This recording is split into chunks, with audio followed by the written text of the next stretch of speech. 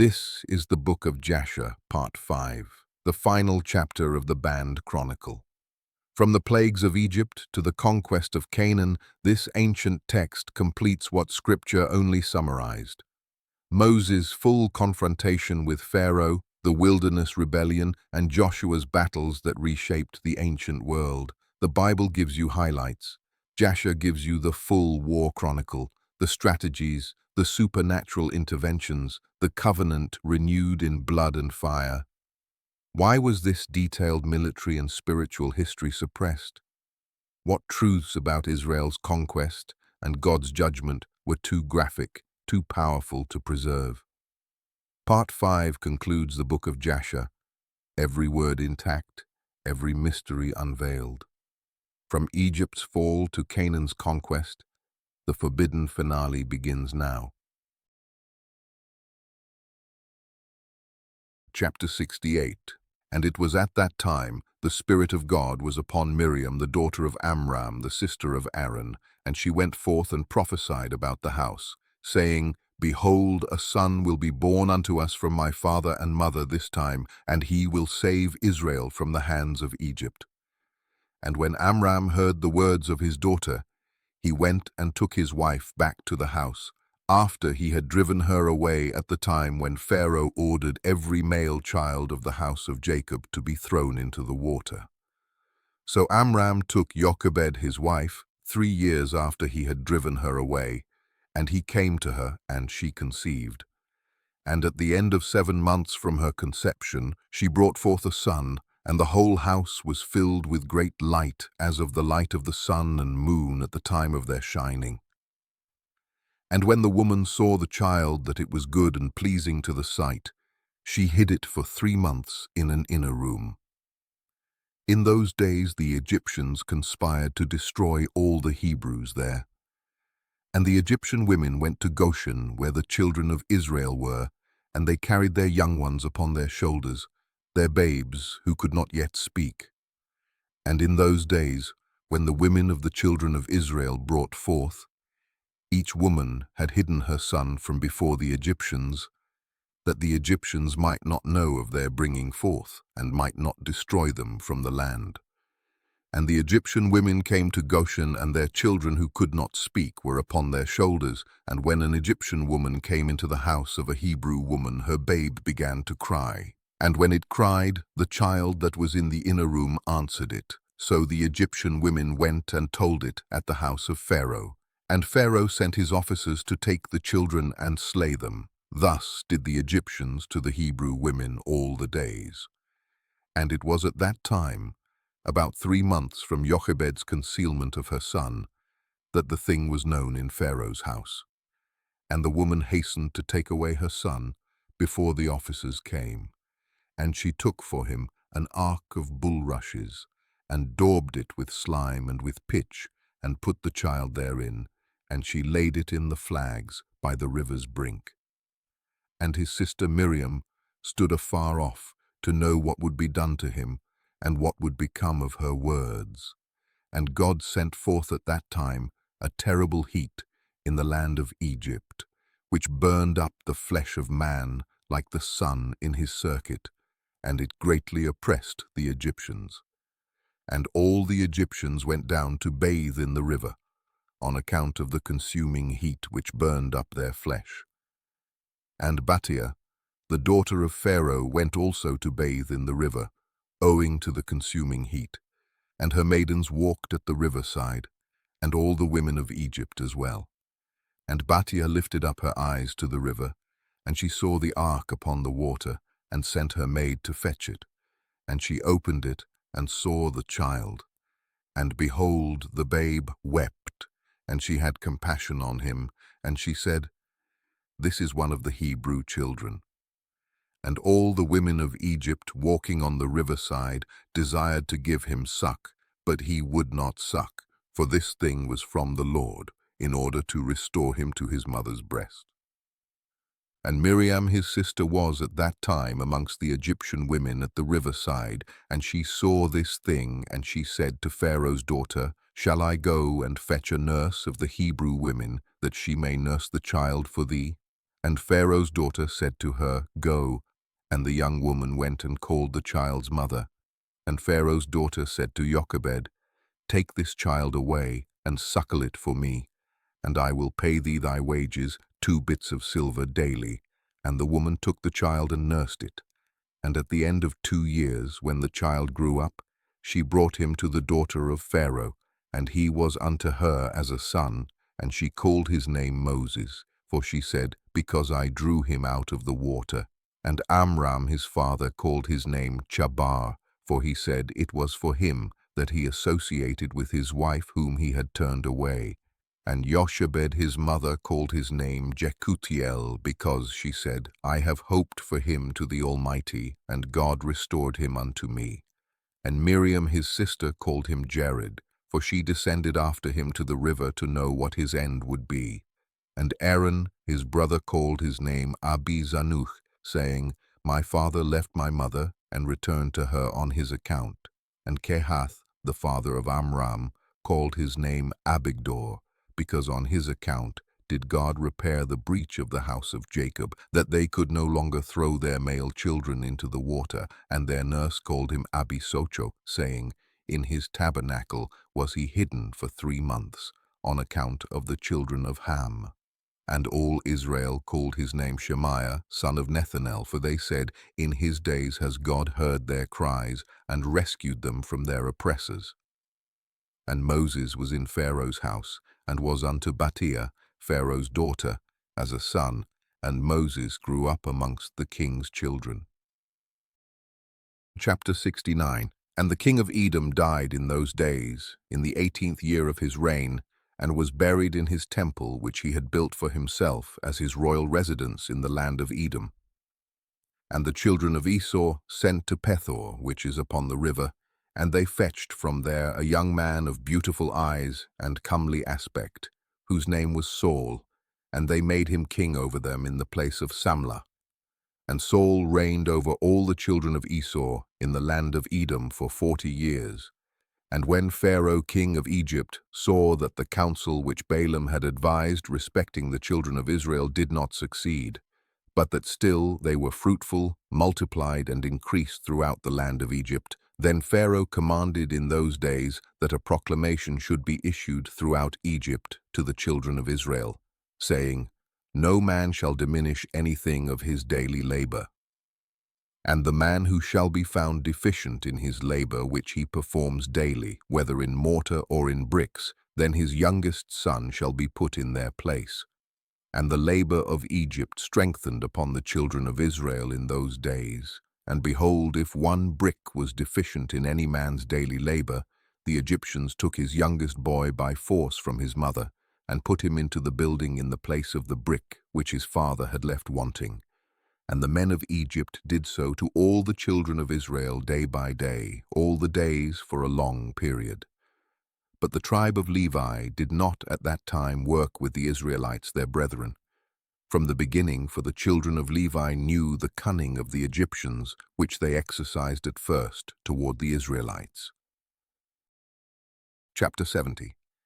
And in the 3rd year from the birth of Moses, Pharaoh was sitting at a banquet, when Alparanith the queen was sitting at his right, and Batia at his left, and the lad Moses was lying upon her bosom, and Balaam the son of Beor with his 2 sons, and all the princes of the kingdom were sitting at table in the king's presence.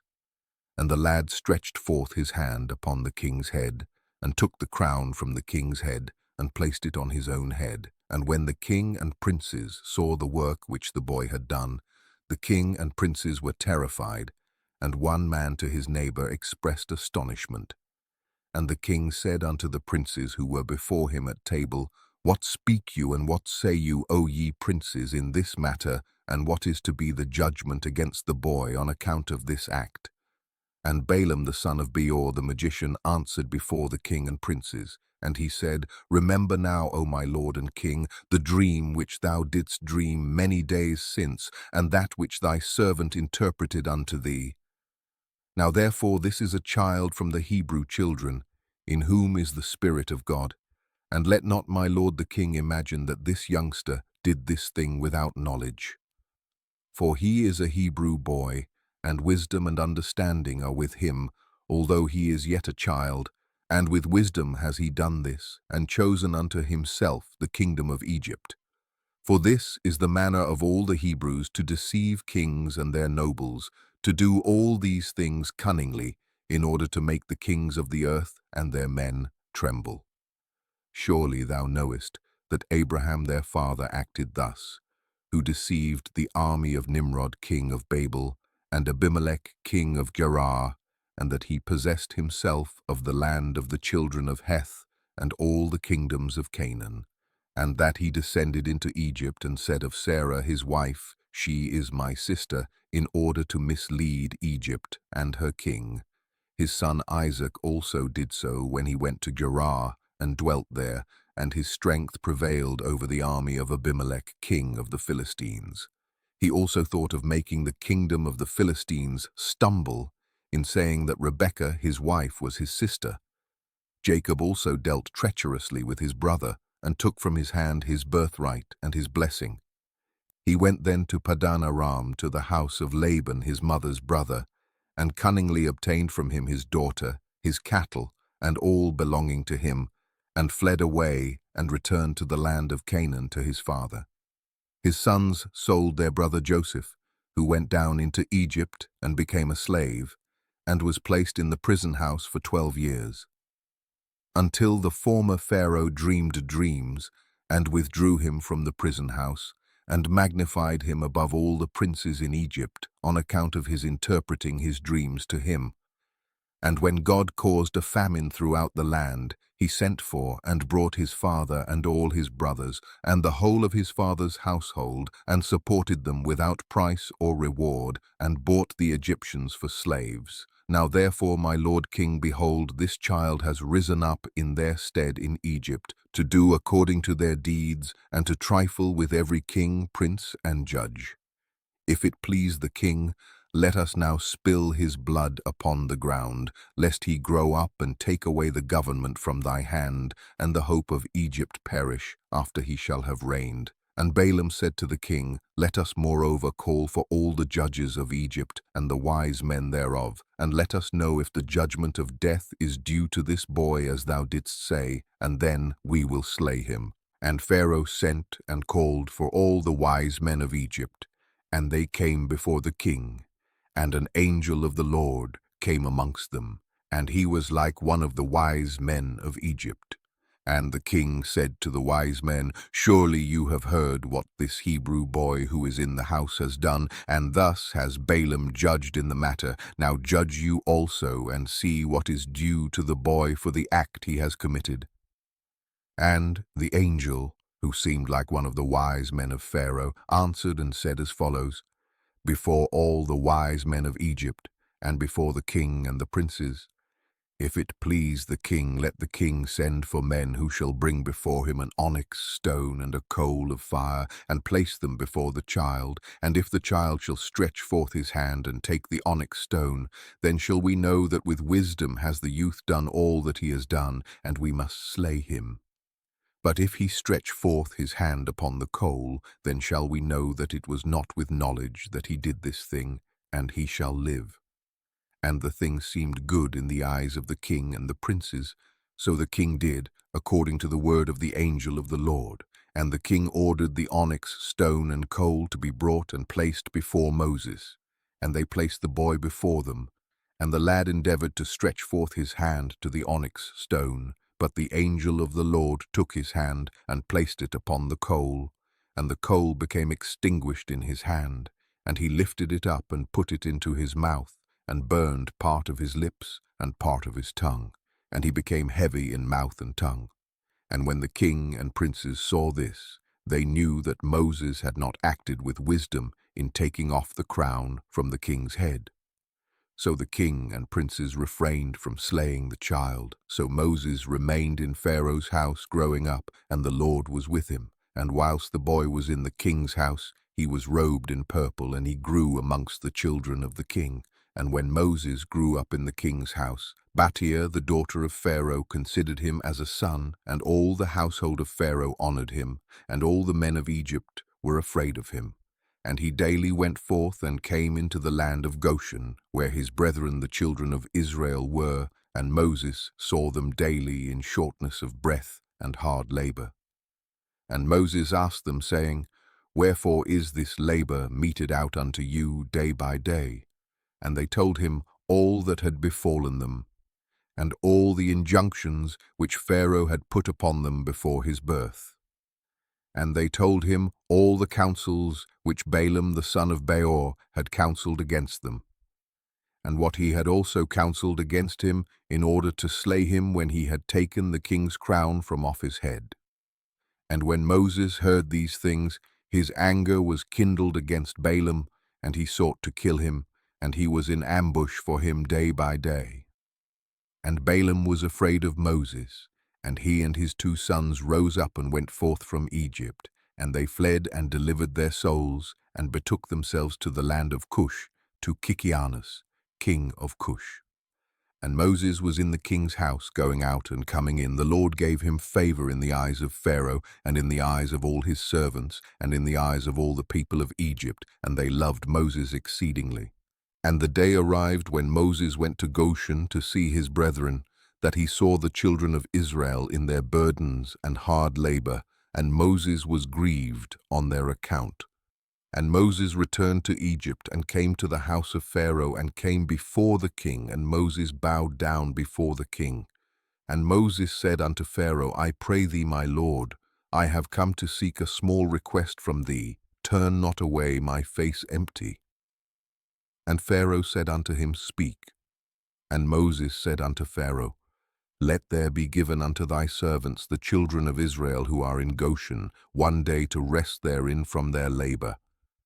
And the king answered Moses and said, Behold, I have lifted up thy face in this thing to grant thy request. And Pharaoh ordered a proclamation to be issued throughout Egypt and Goshen, saying, To you, all the children of Israel, thus says the king, For 6 days you shall do your work and labor, but on the 7th day you shall rest and shall not perform any work. Thus shall you do all the days, as the king and Moses the son of Batia have commanded. And Moses rejoiced at this thing which the king had granted to him, and all the children of Israel did as Moses ordered them. For this thing was from the Lord to the children of Israel. For the Lord had begun to remember the children of Israel to save them for the sake of their fathers. And the Lord was with Moses, and his fame went throughout Egypt. And Moses became great in the eyes of all the Egyptians and in the eyes of all the children of Israel, seeking good for his people Israel, and speaking words of peace regarding them to the king. Chapter 71. And when Moses was 18 years old, he desired to see his father and mother, and he went to them to Goshen. And when Moses had come near Goshen, he came to the place where the children of Israel were engaged in work, and he observed their burdens, and he saw an Egyptian smiting one of his Hebrew brethren. And when the man who was beaten saw Moses, he ran to him for help. For the man Moses was greatly respected in the house of Pharaoh, and he said to him, My lord, attend to me. This Egyptian came to my house in the night, bound me, and came to my wife in my presence, and now he seeks to take my life away. And when Moses heard this wicked thing, his anger was kindled against the Egyptian, and he turned this way and the other. And when he saw there was no man there, he smote the Egyptian and hid him in the sand, and delivered the Hebrew from the hand of him that smote him. And the Hebrew went to his house, and Moses returned to his home, and went forth and came back to the king's house. And when the man had returned home, he thought of repudiating his wife. For it was not right in the house of Jacob for any man to come to his wife after she had been defiled. And the woman went and told her brothers, and the woman's brothers sought to slay him, and he fled to his house and escaped. And on the 2nd day Moses went forth to his brethren, and saw, and behold, 2 men were quarreling. And he said to the wicked one, Why dost thou smite thy neighbor? And he answered him and said to him, Who has set thee for a prince and judge over us? Dost thou think to slay me as thou didst slay the Egyptian? And Moses was afraid, and he said, Surely the thing is known. And Pharaoh heard of this affair, and he ordered Moses to be slain. So God sent his angel, and he appeared unto Pharaoh in the likeness of a captain of the guard. And the angel of the Lord took the sword from the hand of the captain of the guard, and took his head off with it, for the likeness of the captain of the guard was turned into the likeness of Moses. And the angel of the Lord took hold of the right hand of Moses, and brought him forth from Egypt, and placed him from without the borders of Egypt, a distance of 40 days' journey. And Aaron his brother alone remained in the land of Egypt, and he prophesied to the children of Israel, saying, Thus says the Lord God of your ancestors, throw away, each man, the abominations of his eyes, and do not defile yourselves with the idols of Egypt. And the children of Israel rebelled and would not hearken to Aaron at that time. And the Lord thought to destroy them, were it not that the Lord remembered the covenant which he had made with Abraham, Isaac, and Jacob. In those days the hand of Pharaoh continued to be severe against the children of Israel, and he crushed and oppressed them until the time when God sent forth his word and took notice of them. Chapter 72. And it was in those days that there was a great war between the children of Cush and the children of the east and Aram, and they rebelled against the king of Cush, in whose hands they were. So Kikianus, king of Cush, went forth with all the children of Cush, a people numerous as the sand, and he went to fight against Aram and the children of the east, to bring them under subjection. And when Kikianus went out, he left Balaam the magician with his 2 sons to guard the city and the lowest sort of the people of the land. So Kikianus went forth to Aram and the children of the east, and he fought against them and smote them, and they all fell down wounded before Kikianus and his people. And he took many of them captives, and he brought them under subjection, as at first, and he encamped upon their land, to take tribute from them as usual.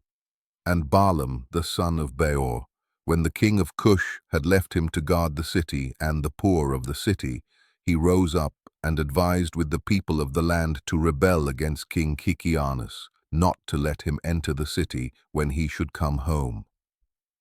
And the people of the land hearkened to him, and they swore to him and made him king over them, and his 2 sons for captains of the army. So they rose up and raised the walls of the city at the 2 corners, and they built an exceeding strong building. And at the 3rd corner they dug ditches without number between the city and the river which surrounded the whole land of Cush, and they made the waters of the river burst forth there. At the 4th corner they collected numerous serpents by their incantations and enchantments, and they fortified the city and dwelt therein, and no one went out or in before them. And Kikianus fought against Aram and the children of the east, and he subdued them as before, and they gave him their usual tribute. And he went and returned to his land. And when Kikianus the king of Cush approached his city, and all the captains of the forces with him, they lifted up their eyes and saw that the walls of the city were built up and greatly elevated, so the men were astonished at this. And they said one to the other, It is because they saw that we were delayed in battle, and were greatly afraid of us. Therefore have they done this thing, and raised the city walls, and fortified them, so that the kings of Canaan might not come in battle against them. So the king and the troops approached the city door, and they looked up, and behold, all the gates of the city were closed, and they called out to the sentinels, saying, Open unto us, that we may enter the city. But the sentinels refused to open to them by the order of Balaam the magician, their king. They suffered them not to enter their city. So they raised a battle with them opposite the city gate, and 130 men of the army at Kikianus fell on that day. And on the next day they continued to fight, and they fought at the side of the river. They endeavored to pass, but were not able, so some of them sank in the pits and died. So the king ordered them to cut down trees to make rafts, upon which they might pass to them, and they did so. And when they came to the place of the ditches, the waters revolved by mills, and 200 men upon 10 rafts were drowned. And on the 3rd day they came to fight at the side where the serpents were, but they could not approach there. For the serpents slew of them 170 men, and they ceased fighting against Cush. And they besieged Cush for 9 years. No person came out or in. At that time that the war and the siege were against Cush, Moses fled from Egypt from Pharaoh, who sought to kill him for having slain the Egyptian. And Moses was 18 years old when he fled from Egypt from the presence of Pharaoh, and he fled and escaped to the camp of Gibeonites, which at that time was besieging Cush. And Moses was 9 years in the camp of Gibeonites, king of Cush, all the time that they were besieging Cush. And Moses went out and came in with them, and the king and princes and all the fighting men loved Moses, for he was great and worthy. His stature was like a noble lion, his face was like the sun, and his strength was like that of a lion, and he was counselor to the king. And at the end of 9 years, Gibeonites was seized with a mortal disease, and his illness prevailed over him, and he died on the 7th day. So his servants embalmed him and carried him and buried him opposite the city gate to the north of the land of Egypt. And they built over him an elegant, strong, and high building, and they placed great stones below. And the king's scribes engraved upon those stones all the might of their king Gibeonites, and all his battles which he had fought. Behold, they are written there at this day. Now after the death of Gibeonites, king of Cush, it grieved his men and troops greatly on account of the war. So they said one to the other, Give us counsel what we are to do at this time, as we have resided in the wilderness 9 years away from our homes. If we say we will fight against the city, many of us will fall wounded or killed, and if we remain here in the siege, we shall also die. For now all the kings of Aram and of the children of the east will hear that our king is dead, and they will attack us suddenly in a hostile manner, and they will fight against us and leave no remnant of us. Now therefore let us go and make a king over us, and let us remain in the siege until the city is delivered up to us. And they wished to choose on that day a man for king from the army of Gibeonites, and they found no object of their choice like Moses to reign over them. And they hastened and stripped off each man his garments and cast them upon the ground, and they made a great heap and placed Moses thereon. And they rose up and blew with trumpets, and called out before him and said, May the king live, may the king live.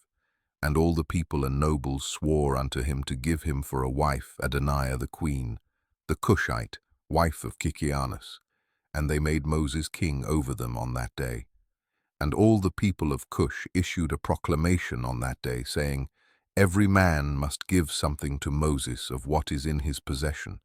And they spread out a sheet upon the heap, and every man cast into it something of what he had, one a gold earring, and the other a coin. Also of onyx stones, bdellium, pearls, and marble, did the children of Cush cast unto Moses upon the heap, also silver and gold in great abundance. And Moses took all the silver and gold, all the vessels, and the bdellium and onyx stones, which all the children of Cush had given to him, and he placed them amongst his treasures. And Moses reigned over the children of Cush on that day, in the place of Gibeonites, king of Cush. Chapter 73. In the 55th year of the reign of Pharaoh king of Egypt, that is, in the 157th year of the Israelites going down into Egypt, reigned Moses in Cush. Moses was 27 years old when he began to reign over Cush, and 40 years did he reign. And the Lord granted Moses favor and grace in the eyes of all the children of Cush. And the children of Cush loved him exceedingly, so Moses was favored by the Lord and by men. And in the 7th day of his reign all the children of Cush assembled and came before Moses and bowed down to him to the ground. And all the children spoke together in the presence of the king, saying, Give us counsel that we may see what is to be done to this city. For it is now 9 years that we have been besieging round about the city, and have not seen our children and our wives. So the king answered them, saying, If you will hearken to my voice in all that I shall command you, then will the Lord give the city into our hands, and we shall subdue it. For if we fight with them as in the former battle which we had with them before the death of Kikianus, many of us will fall down wounded as before. Now therefore, behold, here is counsel for you in this matter. If you will hearken to my voice, then will the city be delivered into our hands. So all the forces answered the king, saying, All that our Lord shall command, that will we do. And Moses said unto them, Pass through and proclaim a voice in the whole camp unto all the people, saying, Thus says the king, Go into the forest and bring with you of the young ones of the stalk, each man a young one in his hand, and any person transgressing the word of the king, who shall not bring his young one, he shall die, and the king will take all belonging to him. And when you shall bring them, they shall be in your keeping. You shall rear them until they grow up, and you shall teach them to dart upon, as is the way of the young ones of the hawk. So all the children of Cush heard the words of Moses, and they rose up and caused a proclamation to be issued throughout the camp, saying, Unto you, all the children of Cush, the king's order is that you go all together to the forest and catch there the young storks, each man his young one in his hand, and you shall bring them home. And any person violating the order of the king shall die, and the king will take all that belongs to him. And all the people did so, and they went out to the wood, and they climbed the fir trees and caught each man a young one in his hand, all the young of the stalks. And they brought them into the desert, and reared them by order of the king, and they taught them to dart upon, similar to the young hawks. And after the young storks were reared, the king ordered them to be hungered for 3 days, and all the people did so. And on the 3rd day the king said unto them, Strengthen yourselves, and become valiant men, and put on each man his armor, and gird on his sword upon him, and ride each man his horse, and take each his young stork in his hand. And we will rise up and fight against the city at the place where the serpents are. And all the people did as the king had ordered. And they took each man his young one in his hand, and they went away. And when they came to the place of the serpents, the king said to them, Send forth each man his young stork upon the serpents. And they sent forth each man his young stork at the king's order. And the young storks ran upon the serpents, and they devoured them all, and destroyed them out of that place. And when the king and people had seen that all the serpents were destroyed in that place, all the people set up a great shout. And they approached and fought against the city, and took it and subdued it, and they entered the city. And there died on that day 1,100 men of the people of the city, all that inhabited the city, but of the people besieging not one died. So all the children of Cush went each to his home, to his wife and children, and to all belonging to him. And Balaam the magician, when he saw that the city was taken, he opened the gate, and he and his 2 sons and 8 brothers fled, and returned to Egypt, to Pharaoh king of Egypt. They are the sorcerers and magicians who are mentioned in the book of the law, standing against Moses, when the Lord brought the plagues upon Egypt. So Moses took the city by his wisdom, and the children of Cush placed him on the throne instead of Kikianus, king of Cush. And they placed the royal crown upon his head, and they gave him for a wife Adoniah the Cushite queen, wife of Kikianus. And Moses feared the Lord God of his fathers, so that he came not to her, nor did he turn his eyes to her. For Moses remembered how Abraham had made his servant Eliezer swear, saying unto him, Thou shalt not take a woman from the daughters of Canaan for my son Isaac. Also what Isaac did when Jacob had fled from his brother, when he commanded him, saying, Thou shalt not take a wife from the daughters of Canaan, nor make alliance with any of the children of Ham. For the Lord our God gave Ham the son of Noah and his children and all his seed, as slaves to the children of Shem and to the children of Japheth, and unto their seed after them for slaves forever. Therefore Moses turned not his heart nor his eyes to the wife of Kikianus all the days that he reigned over Cush. And Moses feared the Lord his God all his life, and Moses walked before the Lord in truth. With all his heart and soul He turned not from the right way all the days of his life. He declined not from the way either to the right or to the left, in which Abraham, Isaac, and Jacob had walked. And Moses strengthened himself in the kingdom of the children of Cush, and he guided the children of Cush with his usual wisdom, and Moses prospered in his kingdom. And at that time Aram and the children of the east heard that Kikianus, king of Cush, had died. So Aram and the children of the east rebelled against Cush in those days. And Moses gathered all the children of Cush, a people very mighty, about 30,000 men, and he went forth to fight with Aram and the children of the east. And they went at first to the children of the east, and when the children of the east heard their report, they went to meet them and engaged in battle with them. And the war was severe against the children of the east, so the Lord gave all the children of the east into the hand of Moses, and about 300 men fell down slain.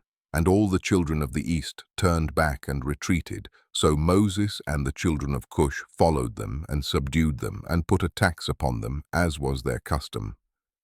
So Moses and all the people with him passed from there to the land of Aram for battle. And the people of Aram also went to meet them, and they fought against them. And the Lord delivered them into the hand of Moses, and many of the men of Aram fell down wounded.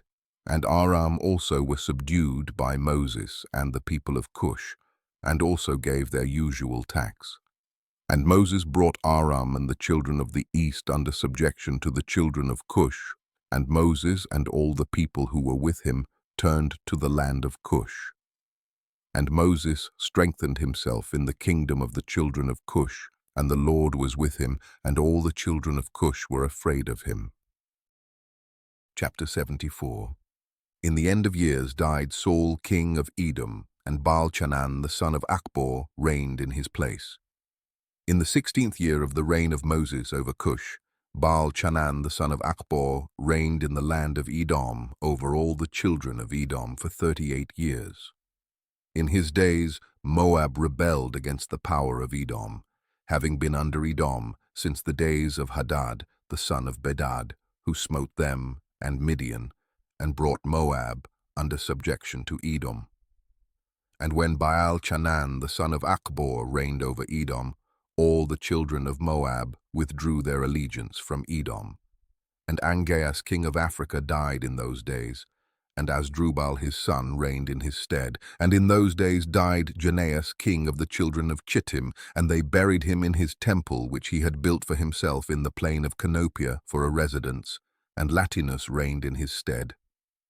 In the 22nd year of the reign of Moses over the children of Cush, Latinus reigned over the children of Chittim 45 years.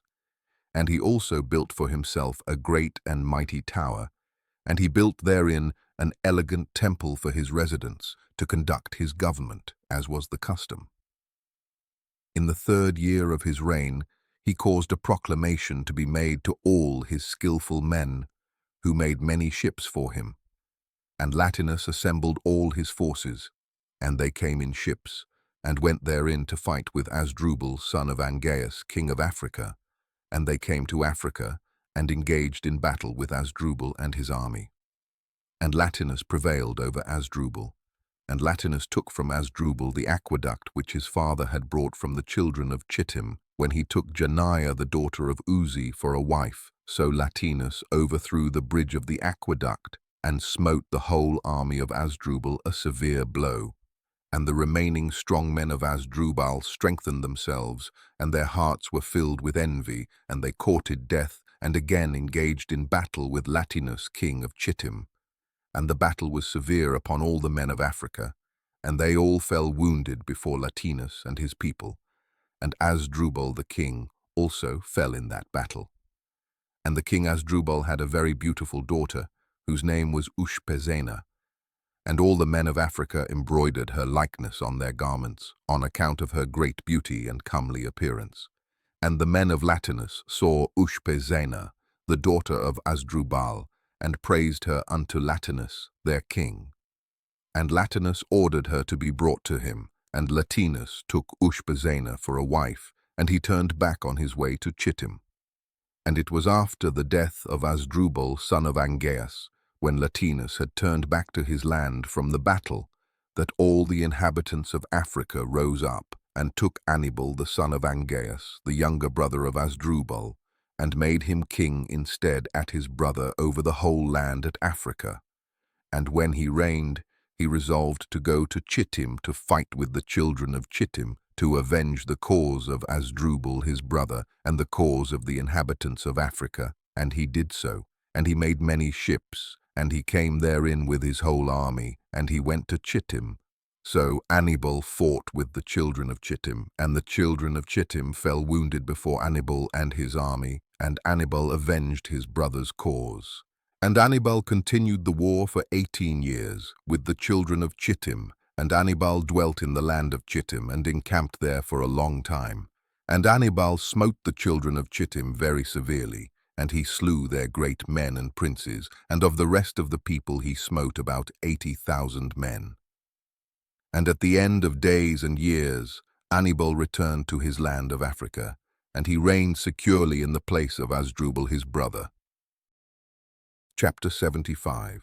At that time, in the 181st year of the Israelites going down into Egypt, there went forth from Egypt valiant men, 30,000 on foot, from the children of Israel, who were all of the tribe of Joseph, of the children of Ephraim the son of Joseph.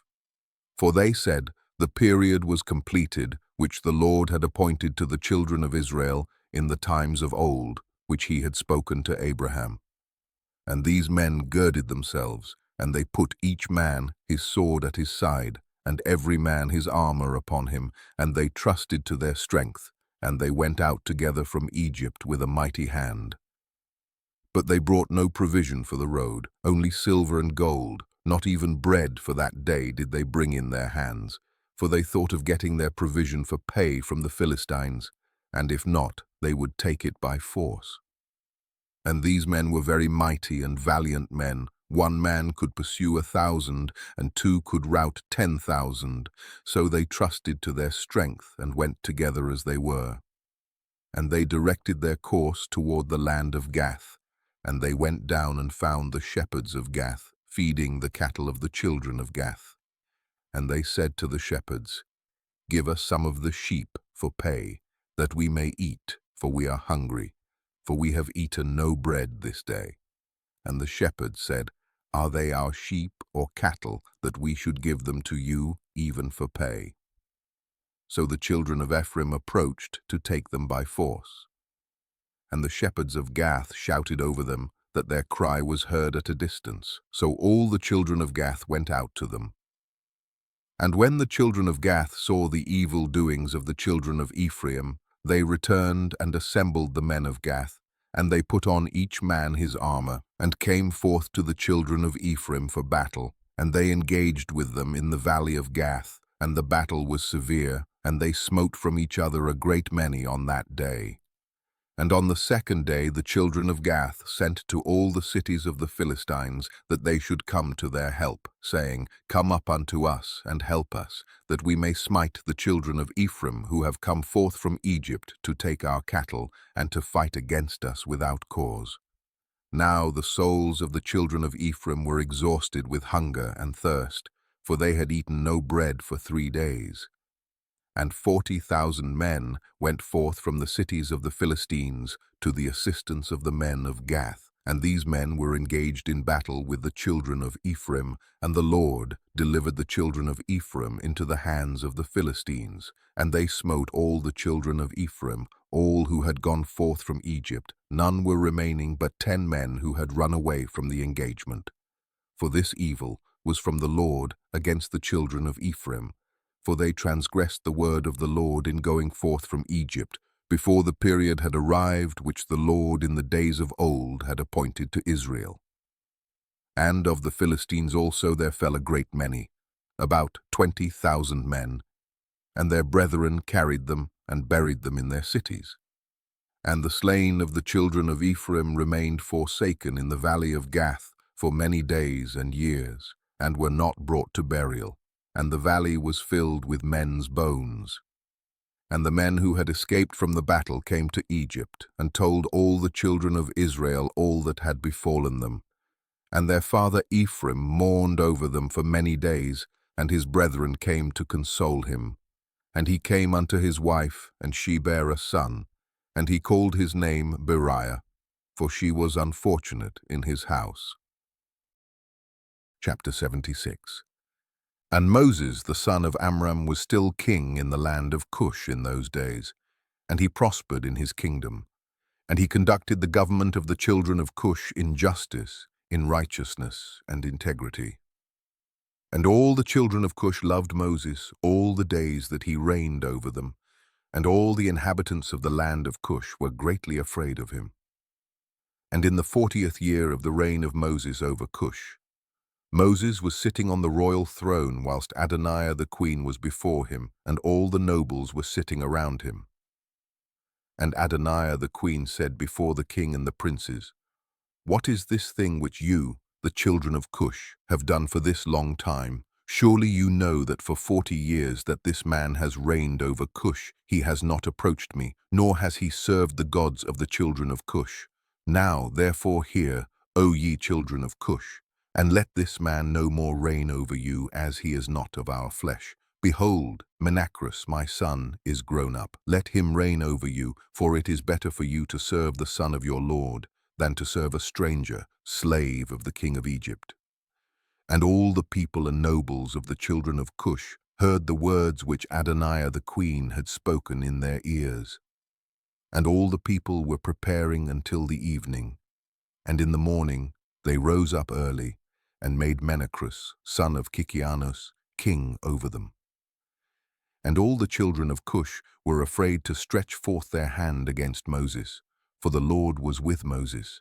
And the children of Cush remembered the oath which they swore unto Moses. Therefore they did no harm to him. But the children of Cush gave many presents to Moses, and sent him from them with great honor. So Moses went forth from the land of Cush, and went home, and ceased to reign over Cush. And Moses was 66 years old when he went out of the land of Cush, for the thing was from the Lord. For the period had arrived which he had appointed in the days of old, to bring forth Israel from the affliction of the children of Ham. So Moses went to Midian, for he was afraid to return to Egypt on account of Pharaoh. And he went and sat at a well of water in Midian. And the 7 daughters of Reuel the Midianite went out to feed their father's flock. And they came to the well and drew water to water their father's flock. So the shepherds of Midian came and drove them away, and Moses rose up and helped them and watered the flock. And they came home to their father Reuel, and told him what Moses did for them. And they said, "An Egyptian man has delivered us from the hands of the shepherds. He drew up water for us, and watered the flock." And Reuel said to his daughters, "And where is he? Wherefore have you left the man?" And Reuel sent for him, and fetched him, and brought him home, and he ate bread with him. And Moses related to Reuel that he had fled from Egypt, and that he reigned 40 years over Cush, and that they afterward had taken the government from him, and had sent him away in peace with honor and with presents. And when Reuel had heard the words of Moses, Reuel said within himself, "I will put this man into the prison house, whereby I shall conciliate the children of Cush, for he has fled from them." And they took and put him into the prison house. And Moses was in prison 10 years, and whilst Moses was in the prison house, Zipporah the daughter of Reuel took pity over him, and supported him with bread and water all the time. And all the children of Israel were yet in the land of Egypt, serving the Egyptians in all manner of hard work. And the hand of Egypt continued in severity over the children of Israel in those days. At that time the Lord smote Pharaoh king of Egypt, and he afflicted with the plague of leprosy from the sole of his foot to the crown of his head. Owing to the cruel treatment of the children of Israel, was this plague at that time from the Lord upon Pharaoh king of Egypt. For the Lord had hearkened to the prayer of his people the children of Israel, and their cry reached him on account of their hard work. Still his anger did not turn from them, And the hand of Pharaoh was still stretched out against the children of Israel, and Pharaoh hardened his neck before the Lord, and he increased his yoke over the children of Israel, and embittered their lives with all manner of hard work. And when the Lord had inflicted the plague upon Pharaoh king of Egypt, he asked his wise men and sorcerers to cure him. And his wise men and sorcerers said unto him, that if the blood of little children were put into the wounds, he would be healed. And Pharaoh hearkened to them, and sent his ministers to Goshen to the children of Israel to take their little children. And Pharaoh's ministers went and took the infants of the children of Israel from the bosoms of their mothers by force. And they brought them to Pharaoh daily, a child each day. And the physicians killed them, and applied them to the plague. Thus did they all the days. And the number of the children which Pharaoh slew was 375. But the Lord hearkened not to the physicians of the king of Egypt, and the plague went on increasing mightily. And Pharaoh was 10 years afflicted with that plague. Still the heart of Pharaoh was more hardened against the children of Israel. And at the end of 10 years the Lord continued to afflict Pharaoh with destructive plagues. And the Lord smote him with a bad tumor and sickness at the stomach, and that plague turned to a severe boil. At that time the 2 ministers of Pharaoh came from the land of Goshen, where all the children of Israel were, and went to the house of Pharaoh and said to him, We have seen the children of Israel slacken in their work and negligent in their labor.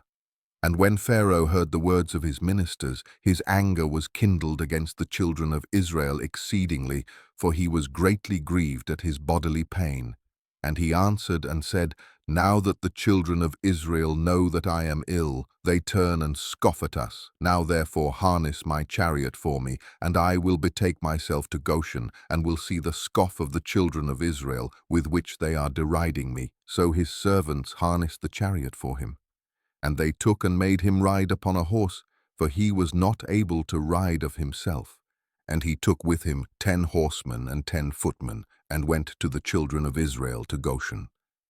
And when they had come to the border of Egypt, the king's horse passed into a narrow place, elevated in the hollow part of the vineyard, fenced on both sides, the low plain country being on the other side.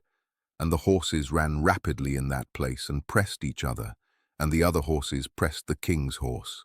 And the king's horse fell into the low plain whilst the king was riding upon it, and when he fell, the chariot turned over the king's face, and the horse lay upon the king, and the king cried out, for his flesh was very sore.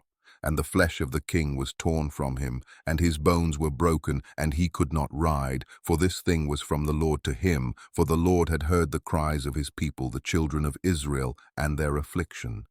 And his servants carried him upon their shoulders, a little at a time, and they brought him back to Egypt. And the horsemen who were with him came also back to Egypt. And they placed him in his bed, and the king knew that his end was come to die. So Apparanith the queen, his wife, came and cried before the king, and the king wept a great weeping with her. And all his nobles and servants came on that day, and saw the king in that affliction, and wept a great weeping with him. And the princes of the king and all his counselors advised the king to cause one to reign in his stead in the land, whomsoever he should choose from his sons. And the king had 3 sons and 2 daughters, which Apparanith the queen his wife had borne to him, besides the king's children of concubines. And these were their names, the firstborn Othri, the second Adikam, and the third Morion, and their sisters, the name of the elder Batia, and of the other Akuzi. And Othri, the firstborn of the king, was an idiot, precipitate and hurried in his words.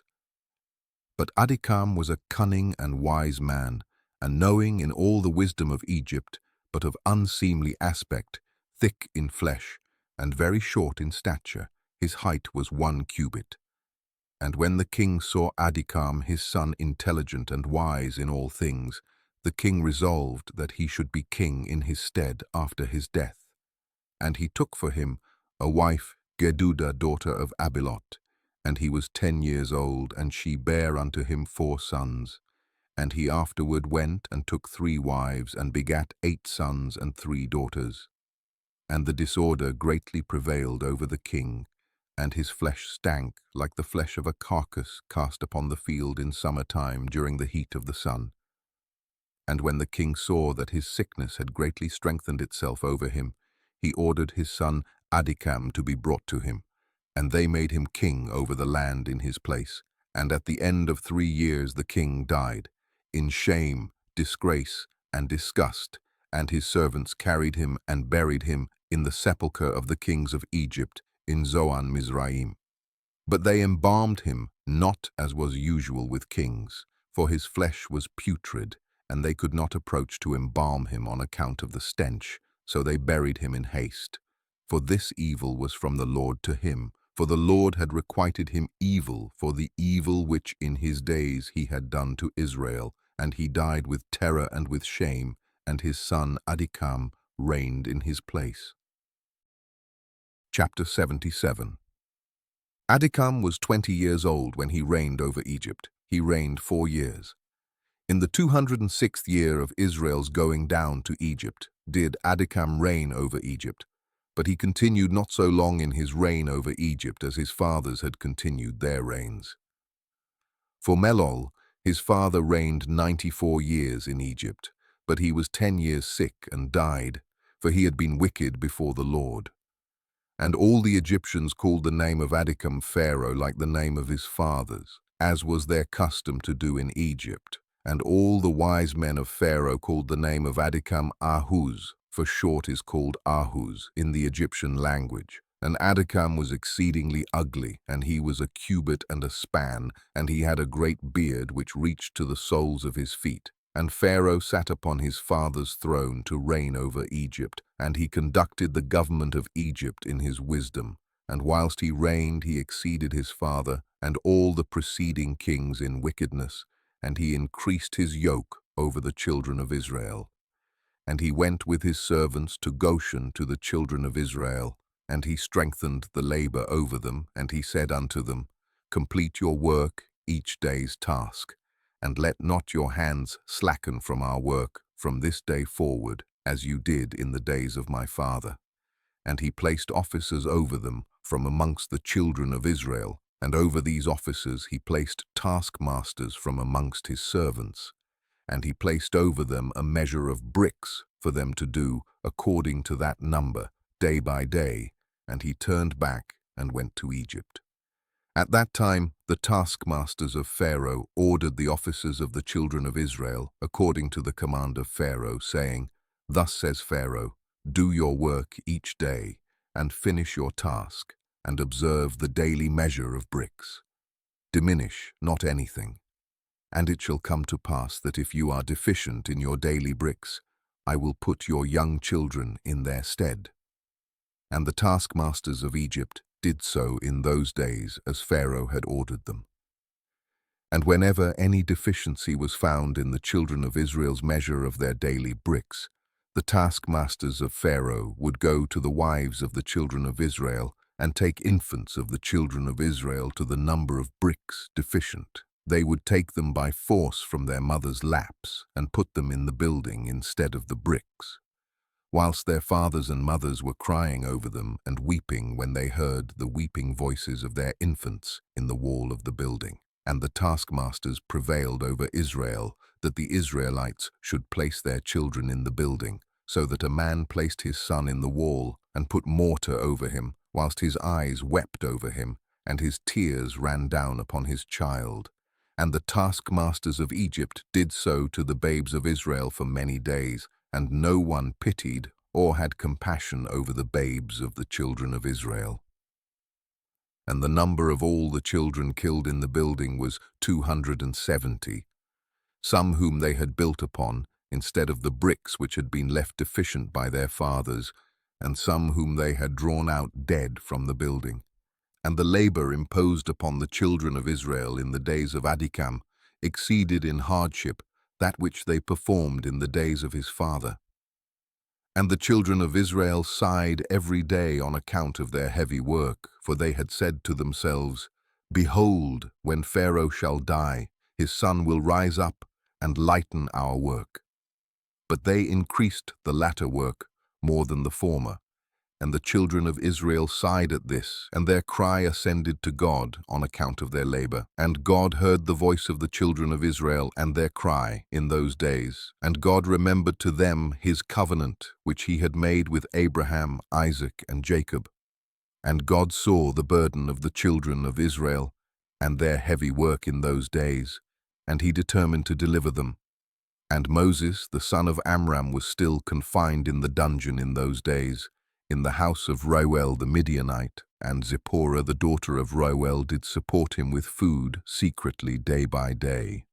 And Moses was confined in the dungeon in the house of Reuel for 10 years. And at the end of 10 years, which was the first year of the reign of Pharaoh over Egypt, in the place of his father, Zipporah said to her father Reuel, "No person inquires or seeks after the Hebrew man, whom thou didst bind in prison now 10 years. Now therefore, if it seem good in thy sight, let us send and see whether he is living or dead." But her father knew not that she had supported him. And Reuel, her father, answered and said to her, "Has ever such a thing happened, that a man should be shut up in a prison without food for 10 years, and that he should live?" And Zipporah answered her father, saying, "Surely thou hast heard that the God of the Hebrews is great and awful, and does wonders for them at all times. He it was who delivered Abraham from Ur of the Chaldeans, and Isaac from the sword of his father, and Jacob from the angel of the Lord who wrestled with him at the ford of Jabbok. Also with this man has he done many things. He delivered him from the river in Egypt, and from the sword of Pharaoh, and from the children of Cush. So also can he deliver him from famine and make him live." And the thing seemed good in the sight of Reuel, and he did according to the word of his daughter, and sent to the dungeon to ascertain what became of Moses.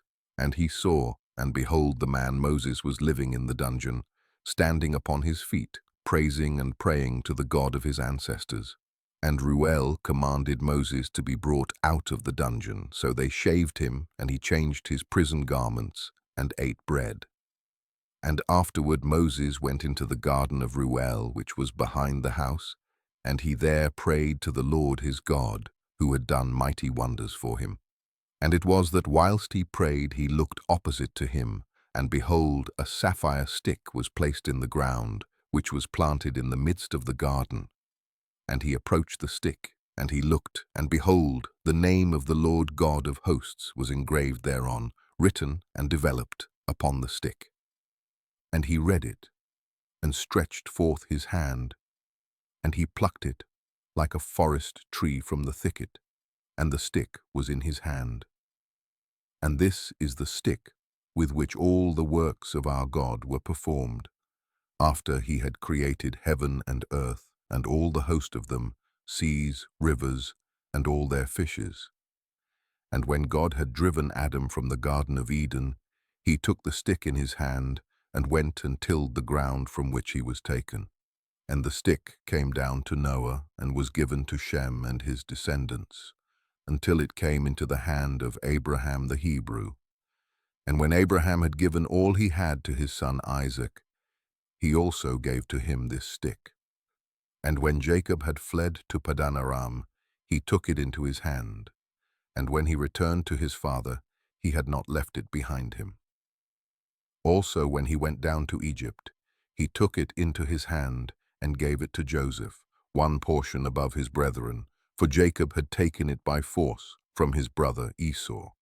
And after the death of Joseph, the nobles of Egypt came into the house of Joseph, and the stick came into the hand of Reuel the Midianite.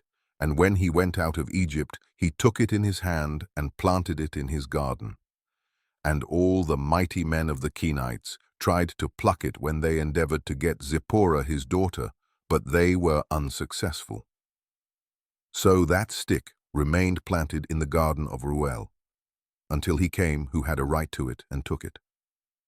And when Reuel saw the stick in the hand of Moses, he wondered at it, and he gave him his daughter Zipporah for a wife. Chapter 78. At that time died Baal-Chanan, son of Achbor, king of Edom, and was buried in his house in the land of Edom. And after his death, the children of Esau sent to the land of Edom, and took from there a man who was in Edom, whose name was Hadad, and they made him king over them, in the place of Baal-Chanan their king. And Hadad reigned over the children of Edom 48 years. And when he reigned, he resolved to fight against the children of Moab, to bring them under the power of the children of Esau as they were before. But he was not able, because the children of Moab heard this thing, and they rose up and hastened to elect a king over them from amongst their brethren.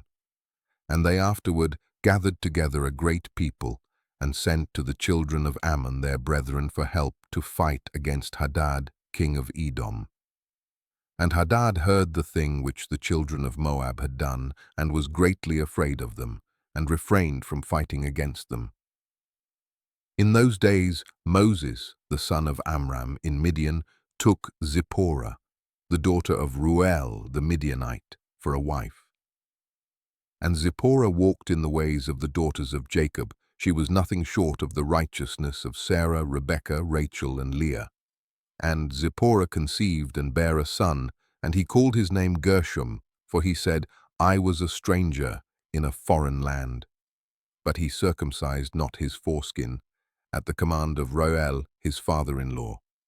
And she conceived again and bare a son, but circumcised his foreskin, and called his name Eliezer. For Moses said, Because the God of my fathers was my help, and delivered me from the sword of Pharaoh. And Pharaoh king of Egypt greatly increased the labor of the children of Israel in those days, and continued to make his yoke heavier upon the children of Israel. And he ordered a proclamation to be made in Egypt, saying, Give no more straw to the people to make bricks with. Let them go and gather themselves straw as they can find it. Also the tale of bricks which they shall make, let them give each day, and diminish nothing from them, for they are idle in their work. And the children of Israel heard this, and they mourned and sighed, and they cried unto the Lord on account of the bitterness of their souls. And the Lord heard the cries of the children of Israel, and saw the oppression with which the Egyptians oppressed them. And the Lord was jealous of his people and his inheritance, and heard their voice. And he resolved to take them out of the affliction of Egypt, to give them the land of Canaan for a possession. Chapter 79. And in those days Moses was feeding the flock of Reuel the Midianite, his father-in-law, beyond the wilderness of Sin, and the stick which he took from his father-in-law was in his hand.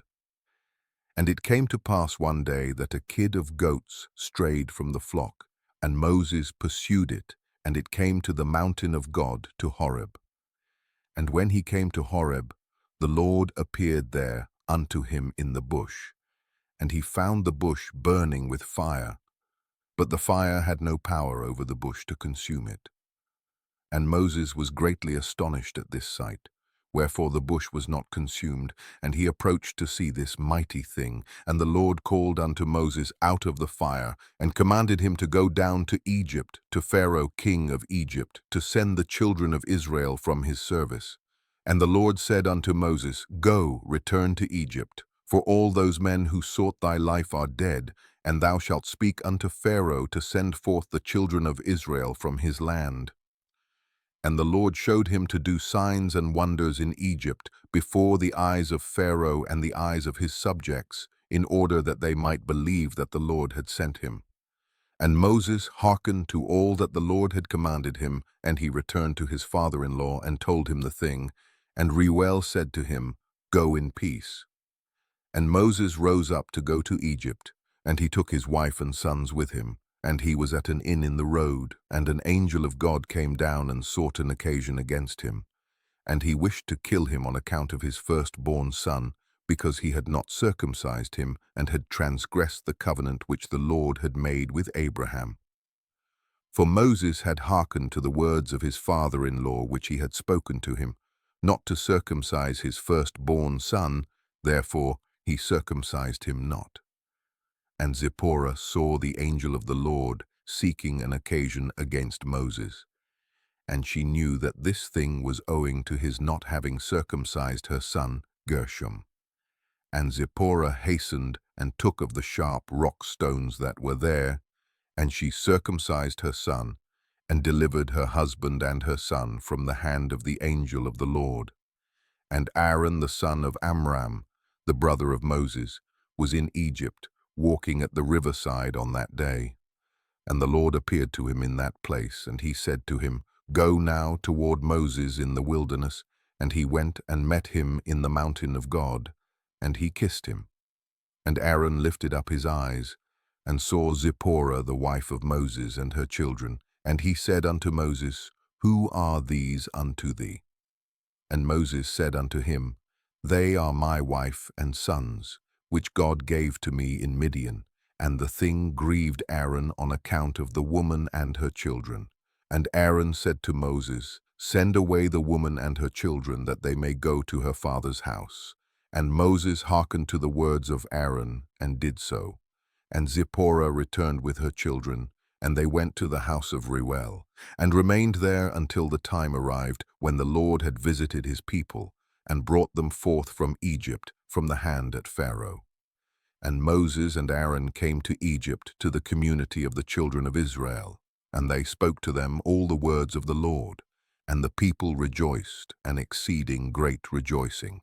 And Moses and Aaron rose up early on the next day, and they went to the house of Pharaoh, and they took in their hands the stick of God. And when they came to the king's gate, 2 young lions were confined there with iron instruments, and no person went out or came in from before them, unless those whom the king ordered to come, when the conjurers came and withdrew the lions by their incantations, and this brought them to the king.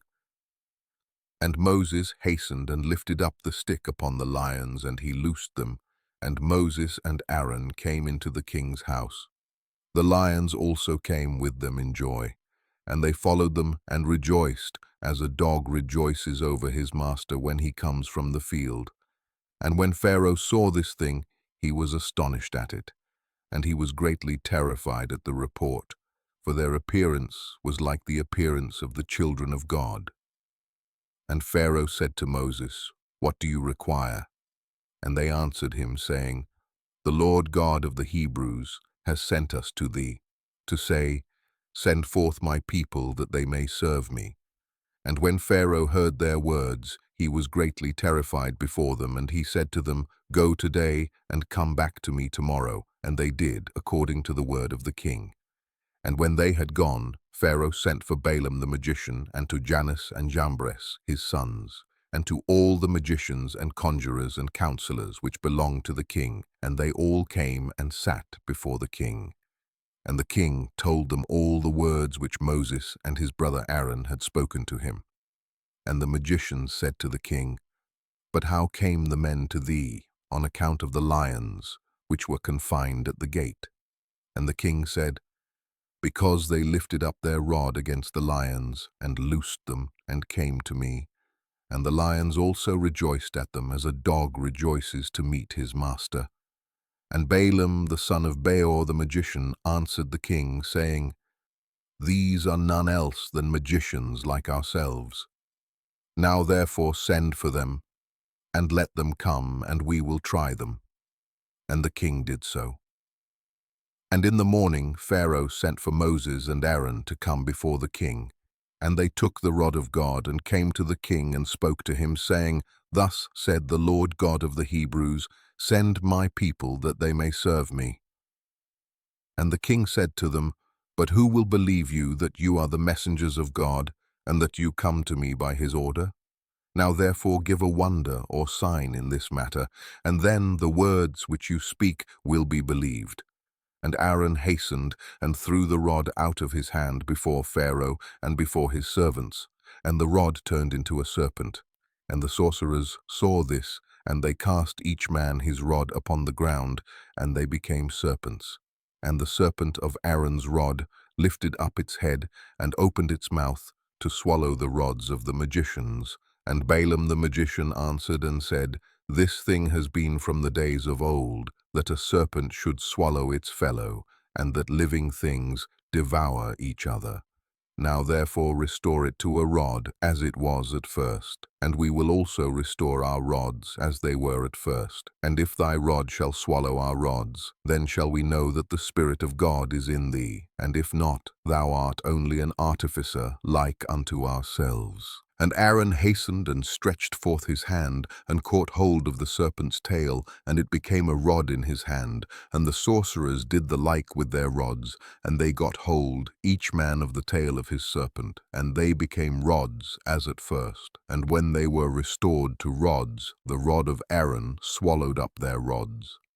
And when the king saw this thing, he ordered the book of records that related to the kings of Egypt to be brought, and they brought the book of records, the chronicles of the kings of Egypt, in which all the idols of Egypt were inscribed, for they thought of finding therein the name of Jehovah, but they found it not. And Pharaoh said to Moses and Aaron, Behold, I have not found the name of your God written in this book, and his name I know not. And the counselors and wise men answered the king, We have heard that the God of the Hebrews is a son of the wise, the son of ancient kings. And Pharaoh turned to Moses and Aaron and said to them, I know not the Lord whom you have declared, neither will I send his people.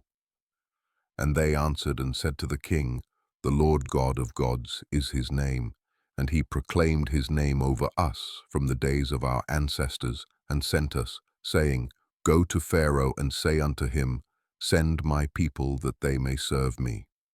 Now therefore send us, that we may take a journey for 3 days in the wilderness, and there may sacrifice to him, for from the days of our going down to Egypt, he has not taken from our hands either burnt offering, oblation, or sacrifice. And if thou wilt not send us, his anger will be kindled against thee, and he will smite Egypt either with the plague or with the sword. And Pharaoh said to them, Tell me now his power and his might. And they said to him, He created the heaven and the earth, the seas and all their fishes. He formed the light, created the darkness, caused rain upon the earth and watered it, and made the herbage and grass to sprout. He created man and beast and the animals of the forest, the birds of the air and the fish of the sea, and by his mouth they live and die. Surely he created thee in thy mother's womb, and put into thee the breath of life, and reared thee and placed thee upon the royal throne of Egypt. And he will take thy breath and soul from thee, and return thee to the ground whence thou wast taken. And the anger of the king was kindled at their words, and he said to them, But who amongst all the gods of nations can do this? My river is mine own, and I have made it for myself. And he drove them from him, and he ordered the labor upon Israel to be more severe than it was yesterday and before. And Moses and Aaron went out from the king's presence, and they saw the children of Israel in an evil condition, for the taskmasters had made their labor exceedingly heavy. And Moses returned to the Lord and said, Why hast thou ill-treated thy people? For since I came to speak to Pharaoh what thou didst send me for, he has exceedingly ill used the children of Israel. And the Lord said to Moses, Behold, thou wilt see that with an outstretched hand and heavy plagues Pharaoh will send the children of Israel from his land. And Moses and Aaron dwelt amongst their brethren, the children of Israel, in Egypt. And as for the children of Israel, the Egyptians embittered their lives with the heavy work which they imposed upon them. Chapter 80. And at the end of 2 years the Lord again sent Moses to Pharaoh to bring forth the children of Israel, and to send them out of the land of Egypt. And Moses went and came to the house of Pharaoh, and he spoke to him the words of the Lord who had sent him. But Pharaoh would not hearken to the voice of the Lord, and God roused his might in Egypt upon Pharaoh and his subjects. And God smote Pharaoh and his people with very great and sore plagues. And the Lord sent by the hand of Aaron, and turned all the waters of Egypt into blood, with all their streams and rivers. And when an Egyptian came to drink and draw water, he looked into his pitcher, and behold, all the water was turned into blood. And when he came to drink from his cup, the water in the cup became blood. And when a woman kneaded her dough and cooked her victuals, their appearance was turned to that of blood. And the Lord sent again and caused all their waters to bring forth frogs, and all the frogs came into the houses of the Egyptians. And when the Egyptians drank, their bellies were filled with frogs, and they danced in their bellies as they dance when in the river.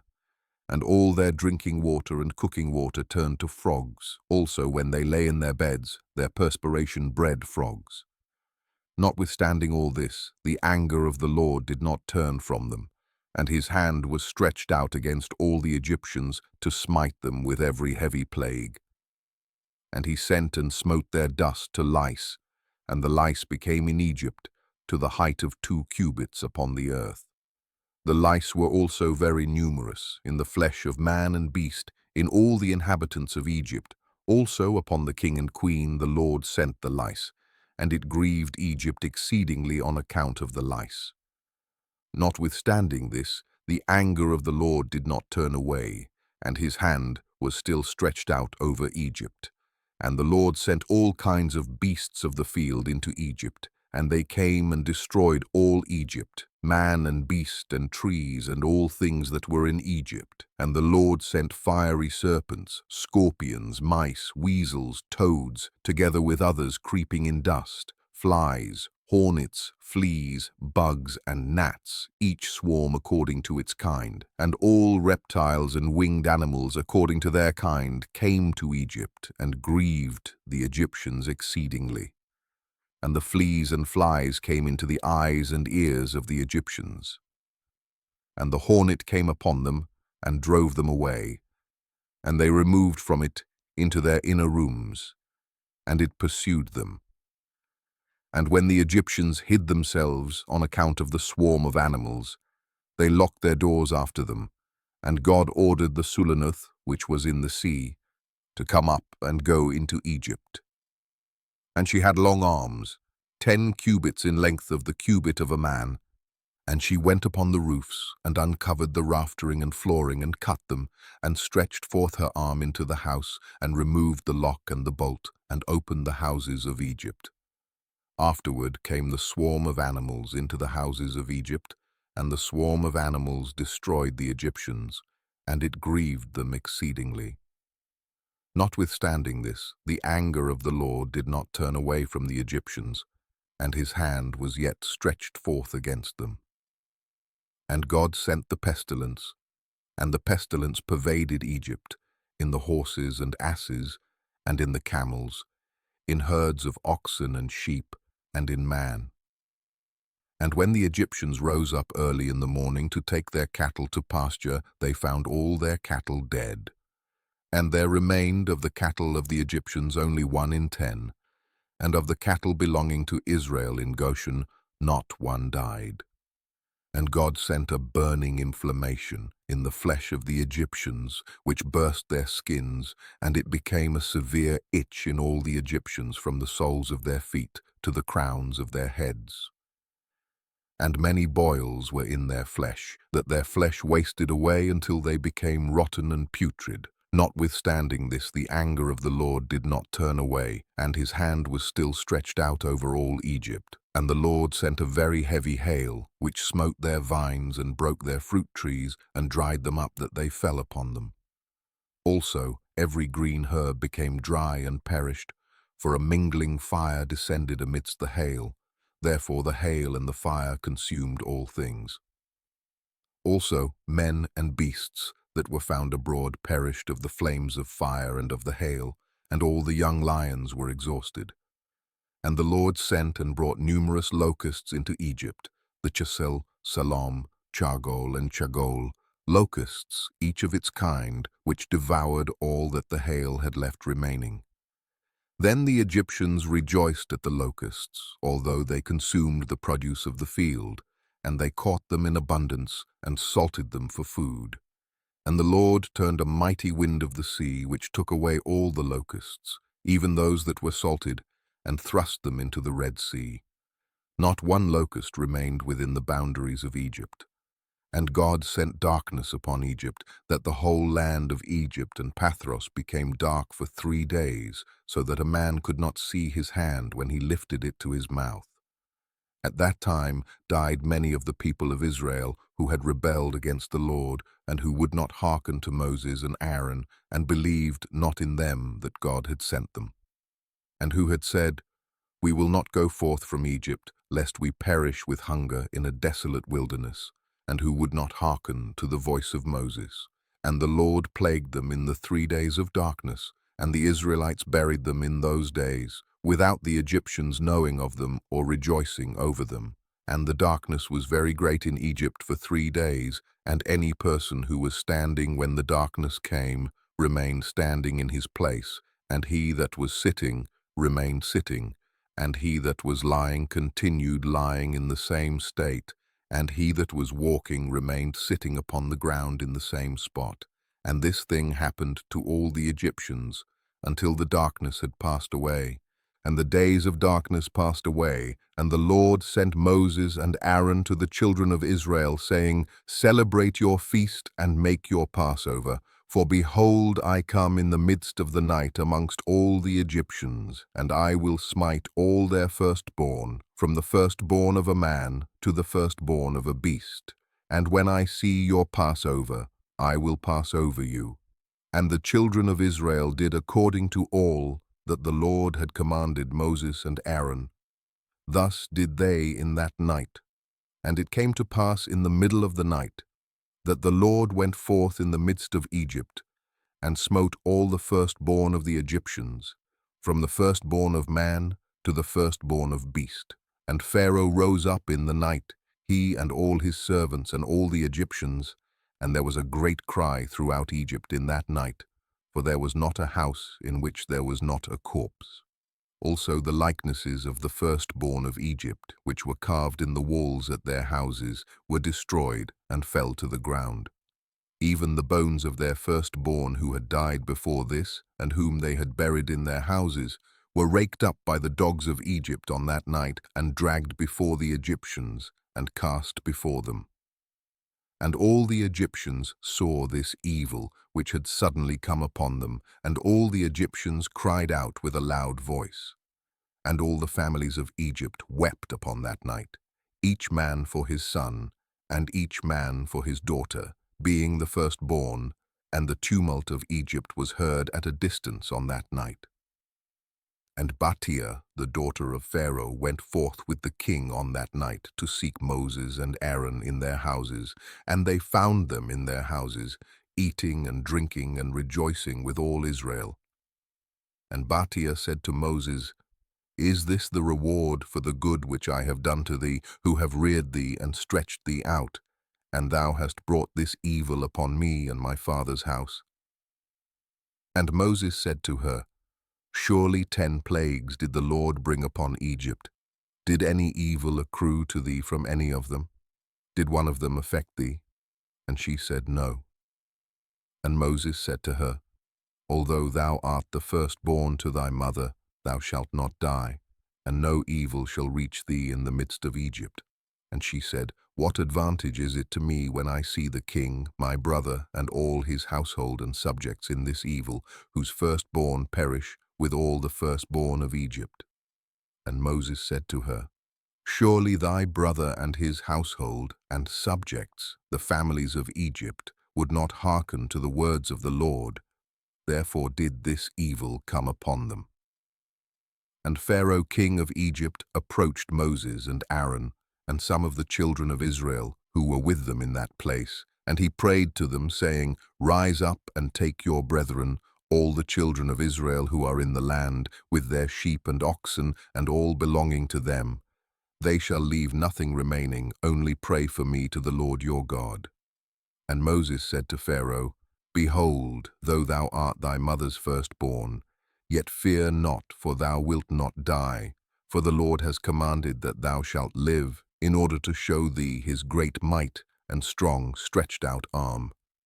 And Pharaoh ordered the children of Israel to be sent away, and all the Egyptians strengthened themselves to send them, for they said, "We are all perishing."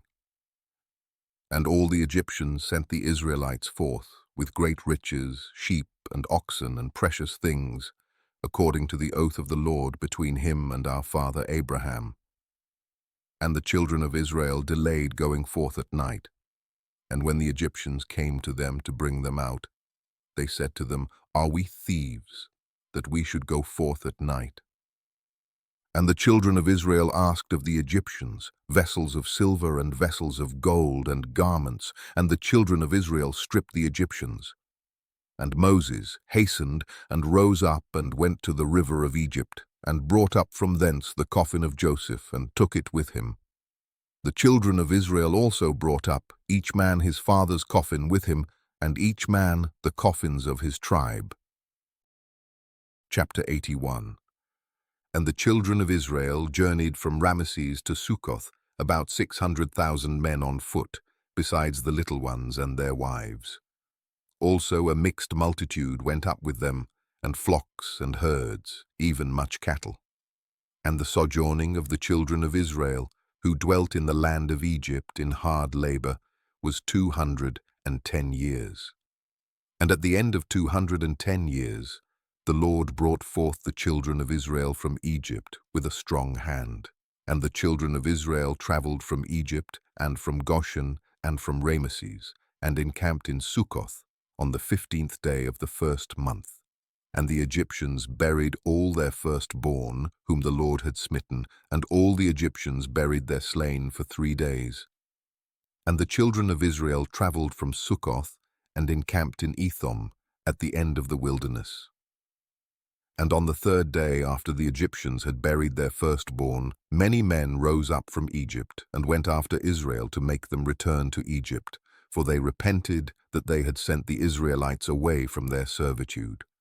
And one man said to his neighbor, "Surely Moses and Aaron spoke to Pharaoh, saying, 'We will go a 3 days' journey in the wilderness, and sacrifice to the Lord our God.'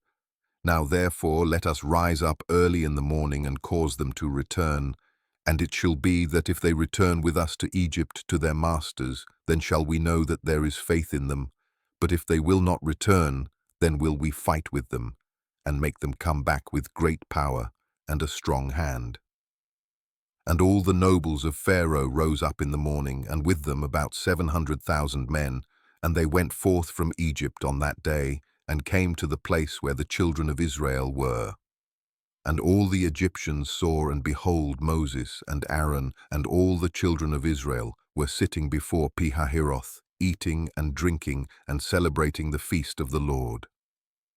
And all the Egyptians said to the children of Israel, "Surely you said, 'We will go a journey for 3 days in the wilderness, and sacrifice to our God, and return.' Now therefore, this day makes 5 days since you went. Why do you not return to your masters?" And Moses and Aaron answered them, saying, "Because the Lord our God has testified in us, saying, 'You shall no more return to Egypt, but we will betake ourselves to a land flowing with milk and honey, as the Lord our God had sworn to our ancestors to give to us.'" And when the nobles of Egypt saw that the children of Israel did not hearken to them to return to Egypt, they girded themselves to fight with Israel. And the Lord strengthened the hearts of the children of Israel over the Egyptians, that they gave them a severe beating. And the battle was sore upon the Egyptians, and all the Egyptians fled from before the children of Israel, for many of them perished by the hand of Israel. And the nobles of Pharaoh went to Egypt and told Pharaoh, saying, "The children of Israel have fled, and will no more return to Egypt, and in this manner did Moses and Aaron speak to us." And Pharaoh heard this thing, and his heart and the hearts of all his subjects were turned against Israel, and they repented that they had sent Israel. And all the Egyptians advised Pharaoh to pursue the children of Israel, to make them come back to their burdens. And they said each man to his brother, "What is this which we have done, that we have sent Israel from our servitude?" And the Lord strengthened the hearts of all the Egyptians to pursue the Israelites, for the Lord desired to overthrow the Egyptians in the Red Sea. And Pharaoh rose up and harnessed his chariot, and he ordered all the Egyptians to assemble. Not one man was left, excepting the little ones and the women. And all the Egyptians went forth with Pharaoh to pursue the children of Israel. And the camp of Egypt was an exceedingly large and heavy camp, about 100,000 men. And the whole of this camp went and pursued the children of Israel to bring them back to Egypt, and they reached them encamping by the Red Sea. And the children of Israel lifted up their eyes, and beheld all the Egyptians pursuing them, and the children of Israel were greatly terrified at them, and the children of Israel cried to the Lord. And on account of the Egyptians, the children of Israel divided themselves into 4 divisions, and they were divided in their opinions, for they were afraid of the Egyptians, and Moses spoke to each of them. The first division was of the children of Reuben, Simeon, and Issachar, and they resolved to cast themselves into the sea, for they were exceedingly afraid of the Egyptians. And Moses said to them, Fear not, stand still and see the salvation of the Lord, which he will effect this day for you. The second division was of the children of Zebulun, Benjamin, and Naphtali, and they resolved to go back to Egypt with the Egyptians. And Moses said to them, Fear not, for as you have seen the Egyptians this day, so shall you see them no more forever. The third division was of the children of Judah and Joseph, and they resolved to go to meet the Egyptians to fight with them. And Moses said to them, Stand in your places, for the Lord will fight for you, and you shall remain silent. And the fourth division was of the children of Levi, Gad, and Asher, and they resolved to go into the midst of the Egyptians to confound them. And Moses said to them, Remain in your stations and fear not. Only call unto the Lord that he may save you out of their hands. After this, Moses rose up from amidst the people, and he prayed to the Lord and said, O Lord God of the whole earth, save now thy people whom thou didst bring forth from Egypt, and let not the Egyptians boast that power and might are theirs. So the Lord said to Moses, Why dost thou cry unto me? Speak to the children of Israel that they shall proceed, and do thou stretch out thy rod upon the sea and divide it, and the children of Israel shall pass through it. And Moses did so. And he lifted up his rod upon the sea and divided it. And the waters of the sea were divided into 12 parts. And the children of Israel passed through on foot with shoes, as a man would pass through a prepared road. And the Lord manifested to the children of Israel his wonders in Egypt and in the sea by the hand of Moses and Aaron. And when the children of Israel had entered the sea, the Egyptians came after them, and the waters of the sea resumed upon them, and they all sank in the water, and not one man was left excepting Pharaoh, who gave thanks to the Lord and believed in him. Therefore the Lord did not cause him to perish at that time with the Egyptians. And the Lord ordered an angel to take him from amongst the Egyptians, who cast him upon the land of Nineveh, and he reigned over it for a long time. And on that day the Lord saved Israel from the hand of Egypt. And all the children of Israel saw that the Egyptians had perished, and they beheld the great hand of the Lord in what he had performed in Egypt and in the sea. Then sang Moses and the children of Israel this song unto the Lord, on the day when the Lord caused the Egyptians to fall before them. And all Israel sang in concert, saying, I will sing to the Lord, for he is greatly exalted. The horse and his rider has he cast into the sea. Behold, it is written in the book of the law of God. After this, the children of Israel proceeded on their journey and encamped in Marah. And the Lord gave to the children of Israel statutes and judgments in that place in Marah, and the Lord commanded the children of Israel to walk in all his ways and to serve him. And they journeyed from Marah and came to Elim. And in Elim were 12 springs of water and 70 date trees, and the children encamped there by the waters. And they journeyed from Elim and came to the wilderness of Sin, on the 15th day of the 2nd month after their departure from Egypt.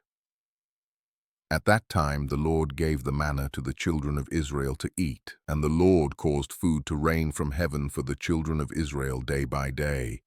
And the children of Israel ate the manna for 40 years, all the days that they were in the wilderness, until they came to the land of Canaan to possess it. And they proceeded from the wilderness of Sin and encamped in Alush. And they proceeded from Alush and encamped in Rephidim. And when the children of Israel were in Rephidim, Amalek the son of Eliphaz, the son of Esau, the brother of Zepho, came to fight with Israel. And he brought with him 801,000 men, magicians and conjurers, and he prepared for battle with Israel in Rephidim.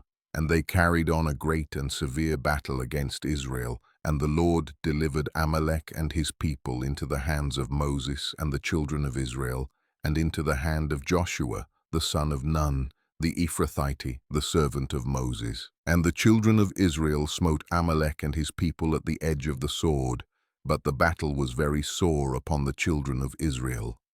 And the Lord said to Moses, Write this thing as a memorial for thee in a book, and place it in the hand of Joshua, the son of Nun, thy servant, and thou shalt command the children of Israel, saying, When thou shalt come to the land of Canaan, thou shalt utterly efface the remembrance of Amalek from under heaven.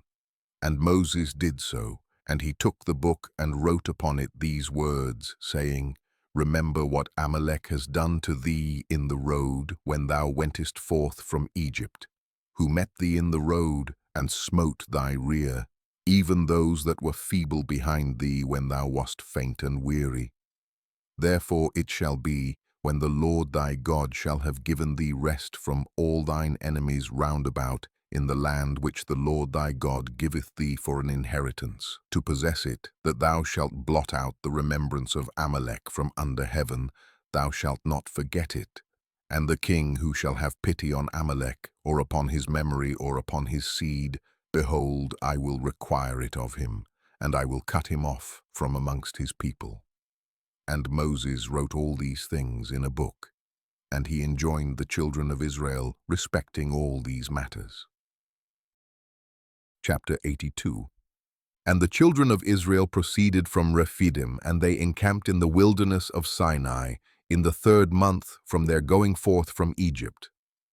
At that time came Reuel the Midianite, the father-in-law of Moses, with Zipporah his daughter and her 2 sons, for he had heard of the wonders of the Lord which he had done to Israel, that he had delivered them from the hand of Egypt. And Reuel came to Moses to the wilderness where he was encamped, where was the mountain of God. And Moses went forth to meet his father-in-law with great honor, and all Israel was with him. And Reuel and his children remained amongst the Israelites for many days. And Reuel knew the Lord from that day forward. And in the 3rd month from the children of Israel's departure from Egypt, on the 6th day thereof, the Lord gave to Israel the 10 commandments on Mount Sinai. And all Israel heard all these commandments, and all Israel rejoiced exceedingly in the Lord on that day. And the glory of the Lord rested upon Mount Sinai, and he called to Moses. And Moses came in the midst of a cloud and ascended the mountain.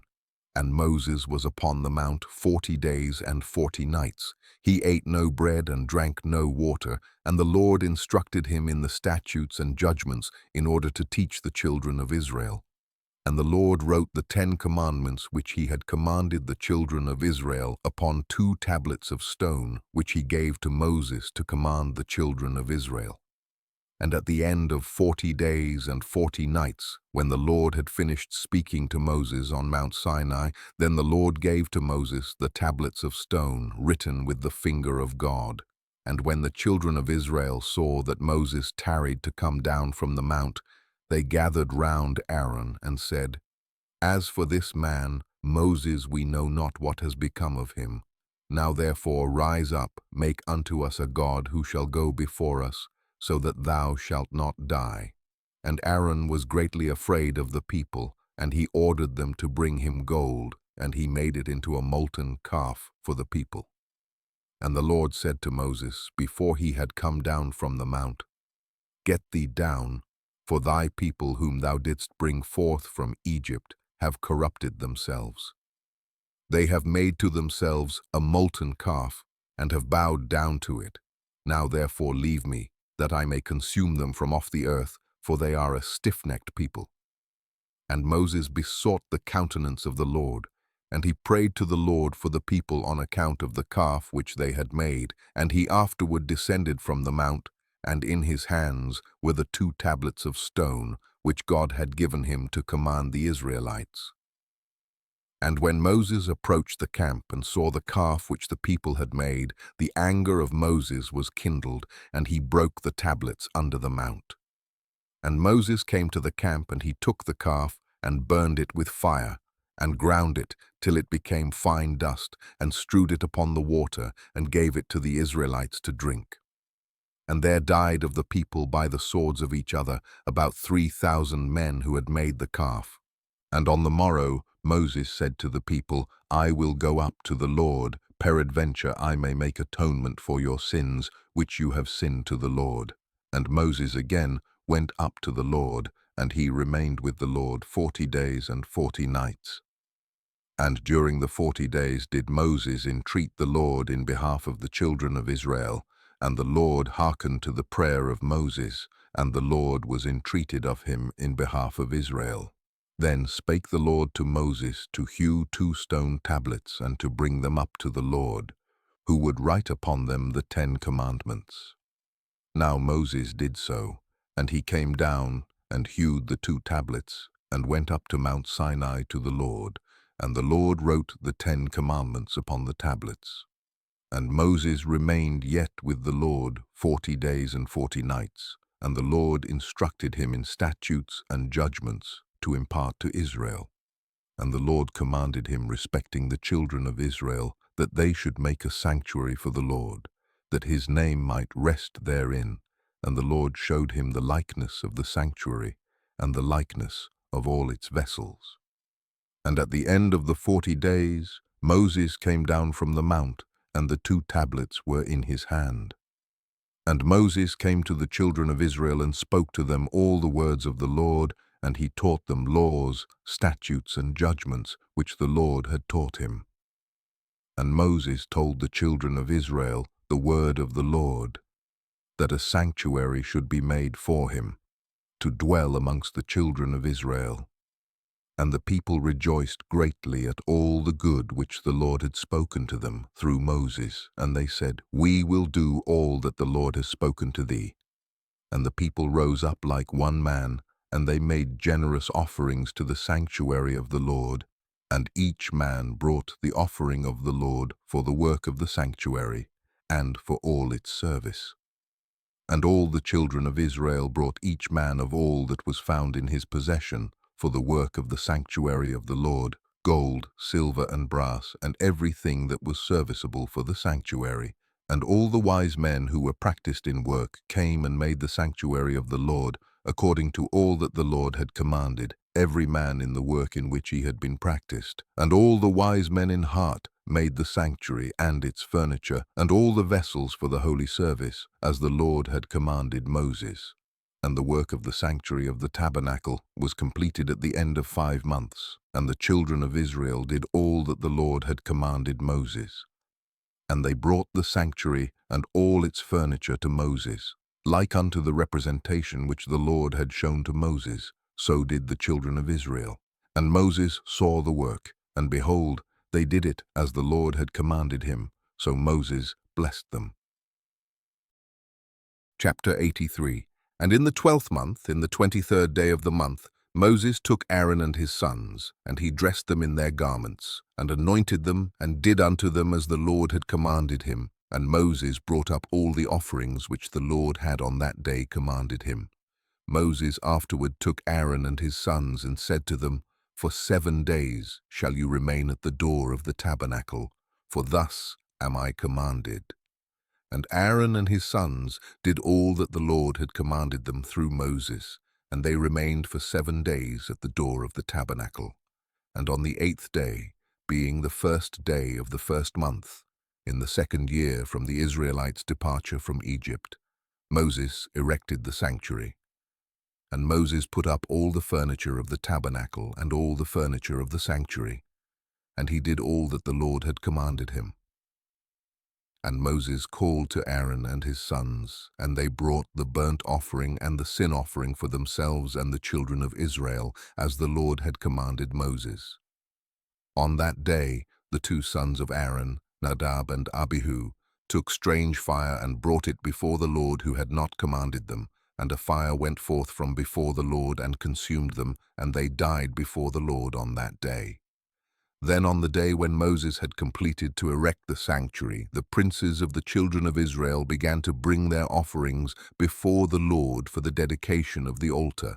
And they brought up their offerings each prince for 1 day, a prince each day for 12 days. And all the offerings which they brought, each man in his day, 1 silver charger weighing 130 shekels, 1 silver bowl of 70 shekels after the shekel of the sanctuary, both of them full of fine flour, mingled with oil for a meat offering, 1 spoon, weighing 10 shekels of gold, full of incense, 1 young bullock, 1 ram, 1 lamb of the first year for a burnt offering, and 1 kid of the goats for a sin offering, and for a sacrifice of peace offering 2 oxen, 5 rams, 5 he-goats, 5 lambs of a year old. Thus did the 12 princes of Israel day by day, each man in his day. And it was after this, in the 13th day of the month, that Moses commanded the children of Israel to observe the Passover. And the children of Israel kept the Passover in its season in the 14th day of the month. As the Lord had commanded Moses, so did the children of Israel. And in the 2nd month, on the 1st day thereof, the Lord spoke unto Moses, saying, Number the heads of all the males of the children of Israel from 20 years old and upward, thou and thy brother Aaron and the 12 princes of Israel. And Moses did so, and Aaron came with the 12 princes of Israel, and they numbered the children of Israel in the wilderness of Sinai. And the numbers of the children of Israel by the houses of their fathers from 20 years old and upward were 603,550. But the children of Levi were not numbered amongst their brethren, the children of Israel. And the number of all the males of the children of Israel from 1 month old and upward was 22,273. And the number of the children of Levi from 1 month old and above was 22,000. And Moses placed the priests and the Levites each man to his service and to his burden to serve the sanctuary of the tabernacle, as the Lord had commanded Moses. And on the 20th day of the month, the cloud was taken away from the tabernacle of testimony. At that time, the children of Israel continued their journey from the wilderness of Sinai, and they took a journey of 3 days, and the cloud rested upon the wilderness of Paran. There the anger of the Lord was kindled against Israel, for they had provoked the Lord in asking him for meat, that they might eat. And the Lord hearkened to their voice, and gave them meat, which they ate for 1 month. But after this the anger of the Lord was kindled against them, and he smote them with a great slaughter, and they were buried there in that place.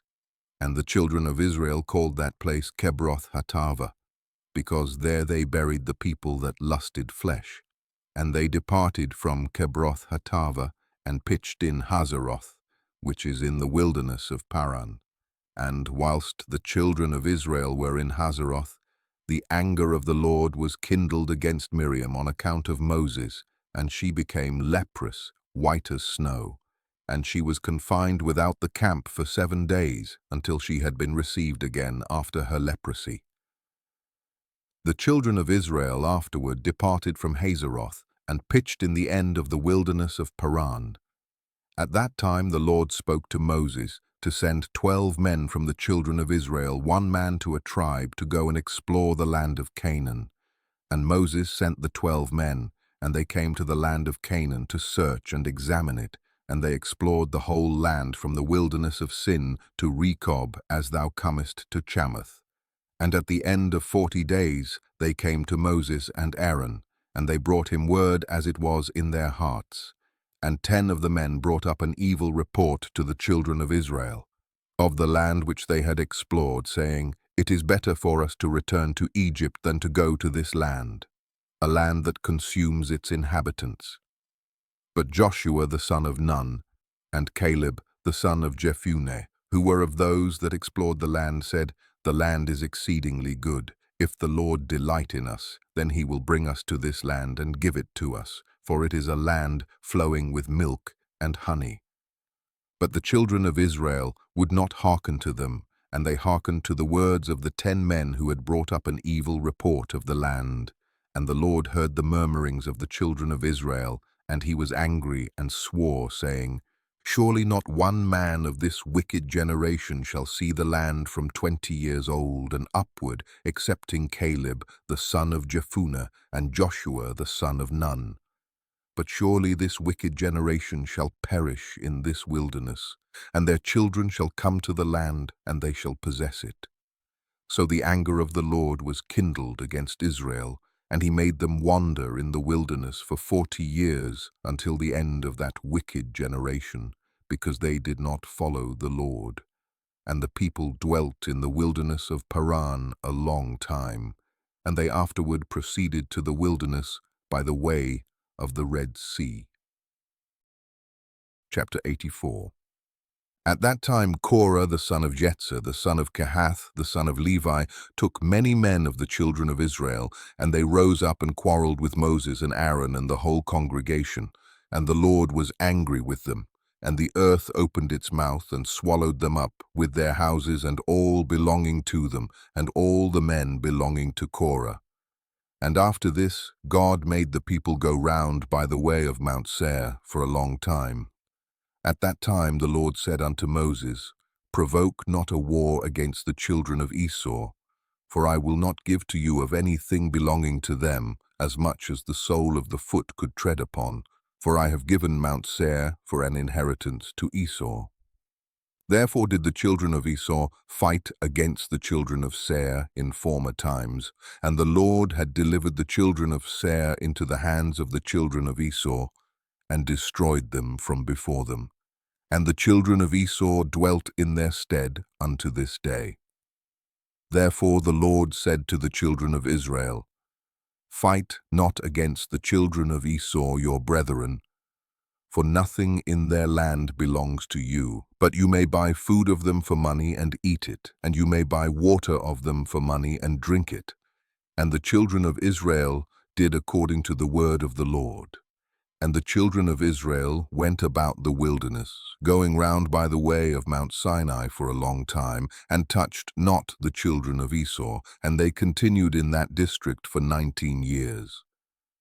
At that time died Latinus king of the children of Chittim in the 45th year of his reign, which is the 14th year of the children of Israel's departure from Egypt. And they buried him in his place, which he had built for himself in the land of Chittim, and Abimnus reigned in his place for 38 years. And the children of Israel passed the boundary of the children of Esau in those days, at the end of 19 years. And they came and passed the road of the wilderness of Moab. And the Lord said to Moses, Besiege not Moab, and do not fight against them, for I will give you nothing of their land. And the children of Israel passed the road of the wilderness of Moab for 19 years, and they did not fight against them. And in the 36th year of the children of Israel's departing from Egypt, the Lord smote the heart of Sihon, king of the Amorites, and he waged war, and went forth to fight against the children of Moab. And Sihon sent messengers to Beor the son of Janeas, the son of Balaam, counselor to the king of Egypt, and to Balaam his son, to curse Moab, in order that it might be delivered into the hand of Sihon. And the messengers went and brought Beor the son of Janeas, and Balaam his son, from Pethor in Mesopotamia. So Beor and Balaam his son came to the city of Sihon, and they cursed Moab and their king in the presence of Sihon king of the Amorites. So Sihon went out with his whole army, and he went to Moab, and fought against them, and he subdued them, and the Lord delivered them into his hands, and Sihon slew the king of Moab. And Sihon took all the cities of Moab in the battle. He also took Heshbon from them, for Heshbon was one of the cities of Moab. And Sihon placed his princes and his nobles in Heshbon, and Heshbon belonged to Sihon in those days. Therefore the parable speakers, Beor and Balaam his son, uttered these words, saying, Come unto Heshbon, the city of Sihon will be built and established. Woe unto thee, Moab! Thou art lost, O people of Chemosh. Behold, it is written upon the book of the law of God. And when Sihon had conquered Moab, He placed guards in the cities which he had taken from Moab, and a considerable number of the children of Moab fell in battle into the hand of Sihon. And he made a great capture of them, sons and daughters, and he slew their king, so Sihon turned back to his own land. And Sihon gave numerous presents of silver and gold to Beor and Balaam his son, and he dismissed them, and they went to Mesopotamia to their home and country. At that time, all the children of Israel passed from the road of the wilderness of Moab, and returned and surrounded the wilderness of Edom. So the whole congregation came to the wilderness of Sin in the first month of the 40th year from their departure from Egypt. And the children of Israel dwelt there in Kadesh of the wilderness of Sin, and Miriam died there, and she was buried there. At that time Moses sent messengers to Hadad, king of Edom, saying, Thus says thy brother Israel, Let me pass, I pray thee, through thy land. We will not pass through field or vineyard. We will not drink the water of the well. We will walk in the king's road. And Edom said to him, Thou shalt not pass through my country. And Edom went forth to meet the children of Israel with a mighty people. And the children of Esau refused to let the children of Israel pass through their land. So the Israelites removed from them and fought not against them. For before this, the Lord had commanded the children of Israel, saying, You shall not fight against the children of Esau. Therefore the Israelites removed from them and did not fight against them. So the children of Israel departed from Kadesh, and all the people came to Mount Hor. At that time the Lord said to Moses, Tell thy brother Aaron that he shall die there, for he shall not come to the land which I have given to the children of Israel. And Aaron went up, at the command of the Lord, to Mount Hor, in the 40th year, in the 5th month, in the first day of the month. And Aaron was 123 years old when he died in Mount Hor. Chapter 85. And King Arad the Canaanite, who dwelt in the south, heard that the Israelites had come by the way of the spies, and he arranged his forces to fight against the Israelites. And the children of Israel were greatly afraid of him, for he had a great and heavy army. So the children of Israel resolved to return to Egypt. And the children of Israel turned back about the distance of 3 days' journey unto Mazarath Beni Jacon, for they were greatly afraid on account of the king Arad. And the children of Israel would not get back to their places, so they remained in Beni Jacon for 30 days.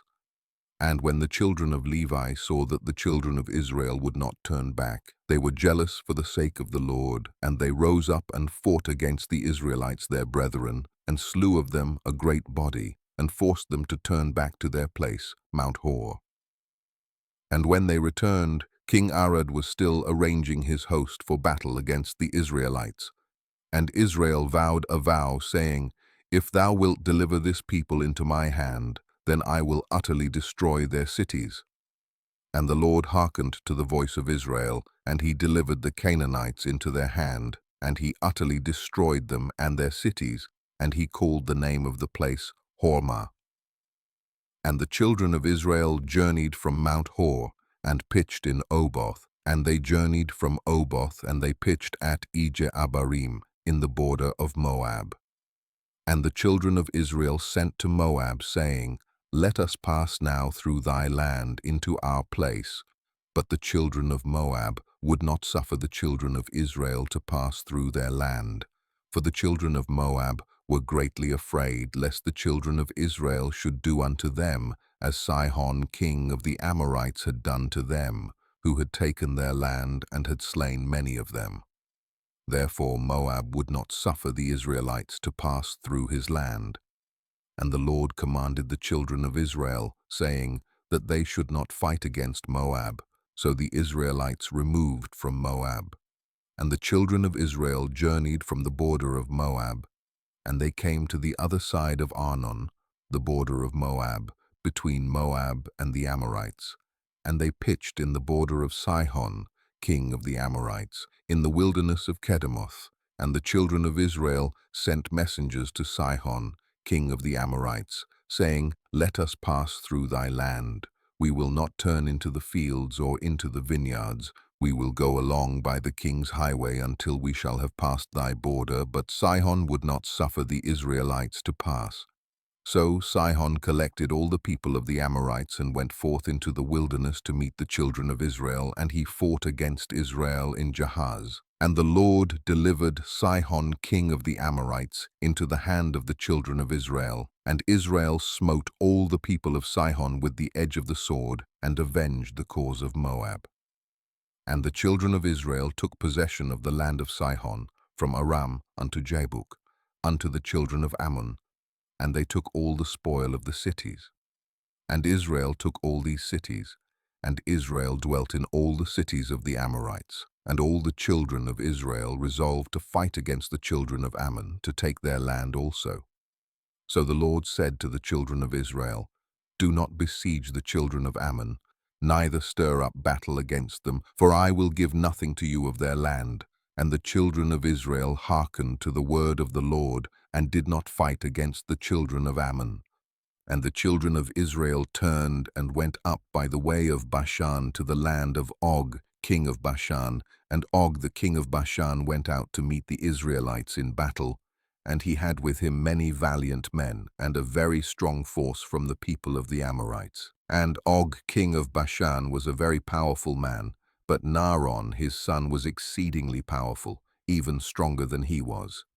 And Og said in his heart, Behold, now the whole camp of Israel takes up a space of 3 parsa. Now will I smite them at once without sword or spear.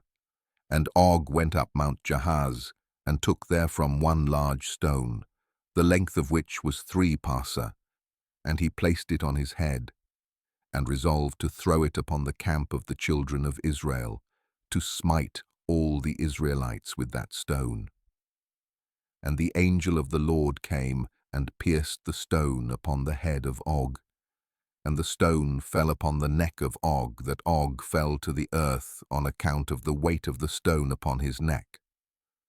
At that time the Lord said to the children of Israel, Be not afraid of him, for I have given him and all his people and all his land into your hand, and you shall do to him as you did to Sihon. And Moses went down to him with a small number of the children of Israel, and Moses smote Og with a stick at the ankles of his feet, and slew him. The children of Israel afterward pursued the children of Og and all his people, and they beat and destroyed them, till there was no remnant left of them.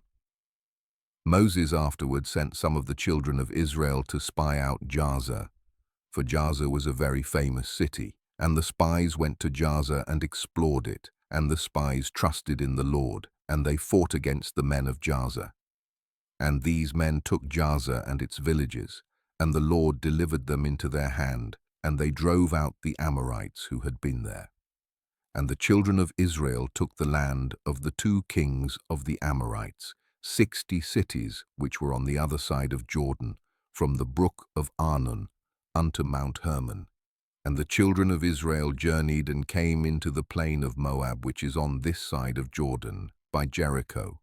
And the children of Moab heard all the evil which the children of Israel had done to the 2 kings of the Amorites, to Sihon and Og. So all the men of Moab were greatly afraid of the Israelites. And the elders of Moab said, Behold, the 2 kings of the Amorites, Sihon and Og, who were more powerful than all the kings of the earth, could not stand against the children of Israel. How then can we stand before them? Surely they sent us a message before now to pass through our land on their way, and we would not suffer them.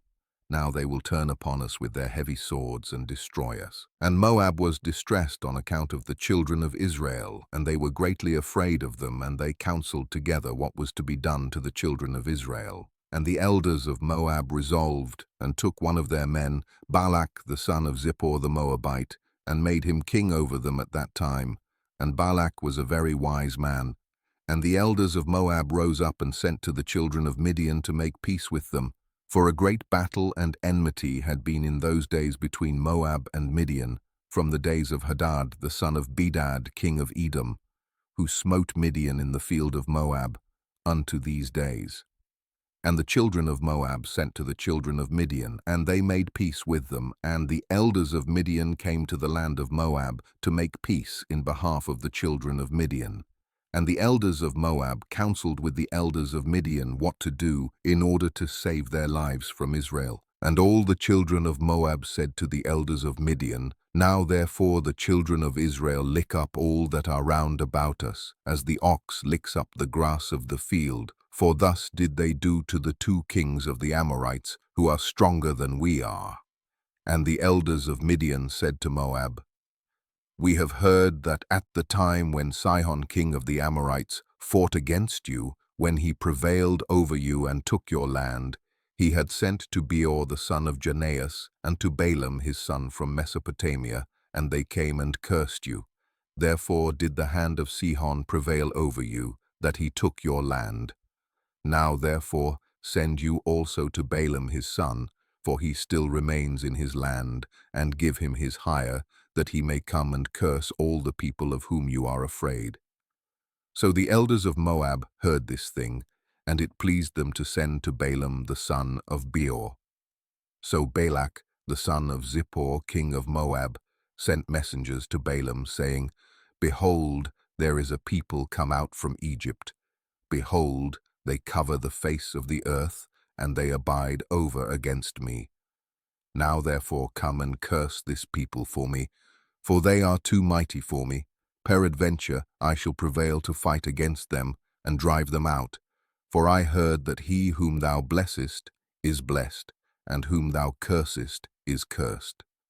So the messengers of Balak went to Balaam and brought Balaam to curse the people to fight against Moab. And Balaam came to Balak to curse Israel. And the Lord said to Balaam, Curse not this people, for it is blessed. And Balak urged Balaam day by day to curse Israel. But Balaam hearkened not to Balak on account of the word of the Lord, which he had spoken to Balaam. And when Balak saw that Balaam would not accede to his wish, he rose up and went home. And Balaam also returned to his land, and he went from there to Midian.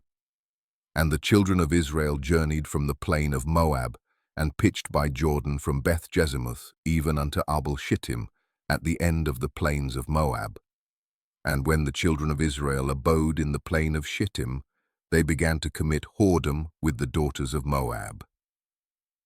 And the children of Israel approached Moab, and the children of Moab pitched their tents opposite to the camp of the children of Israel.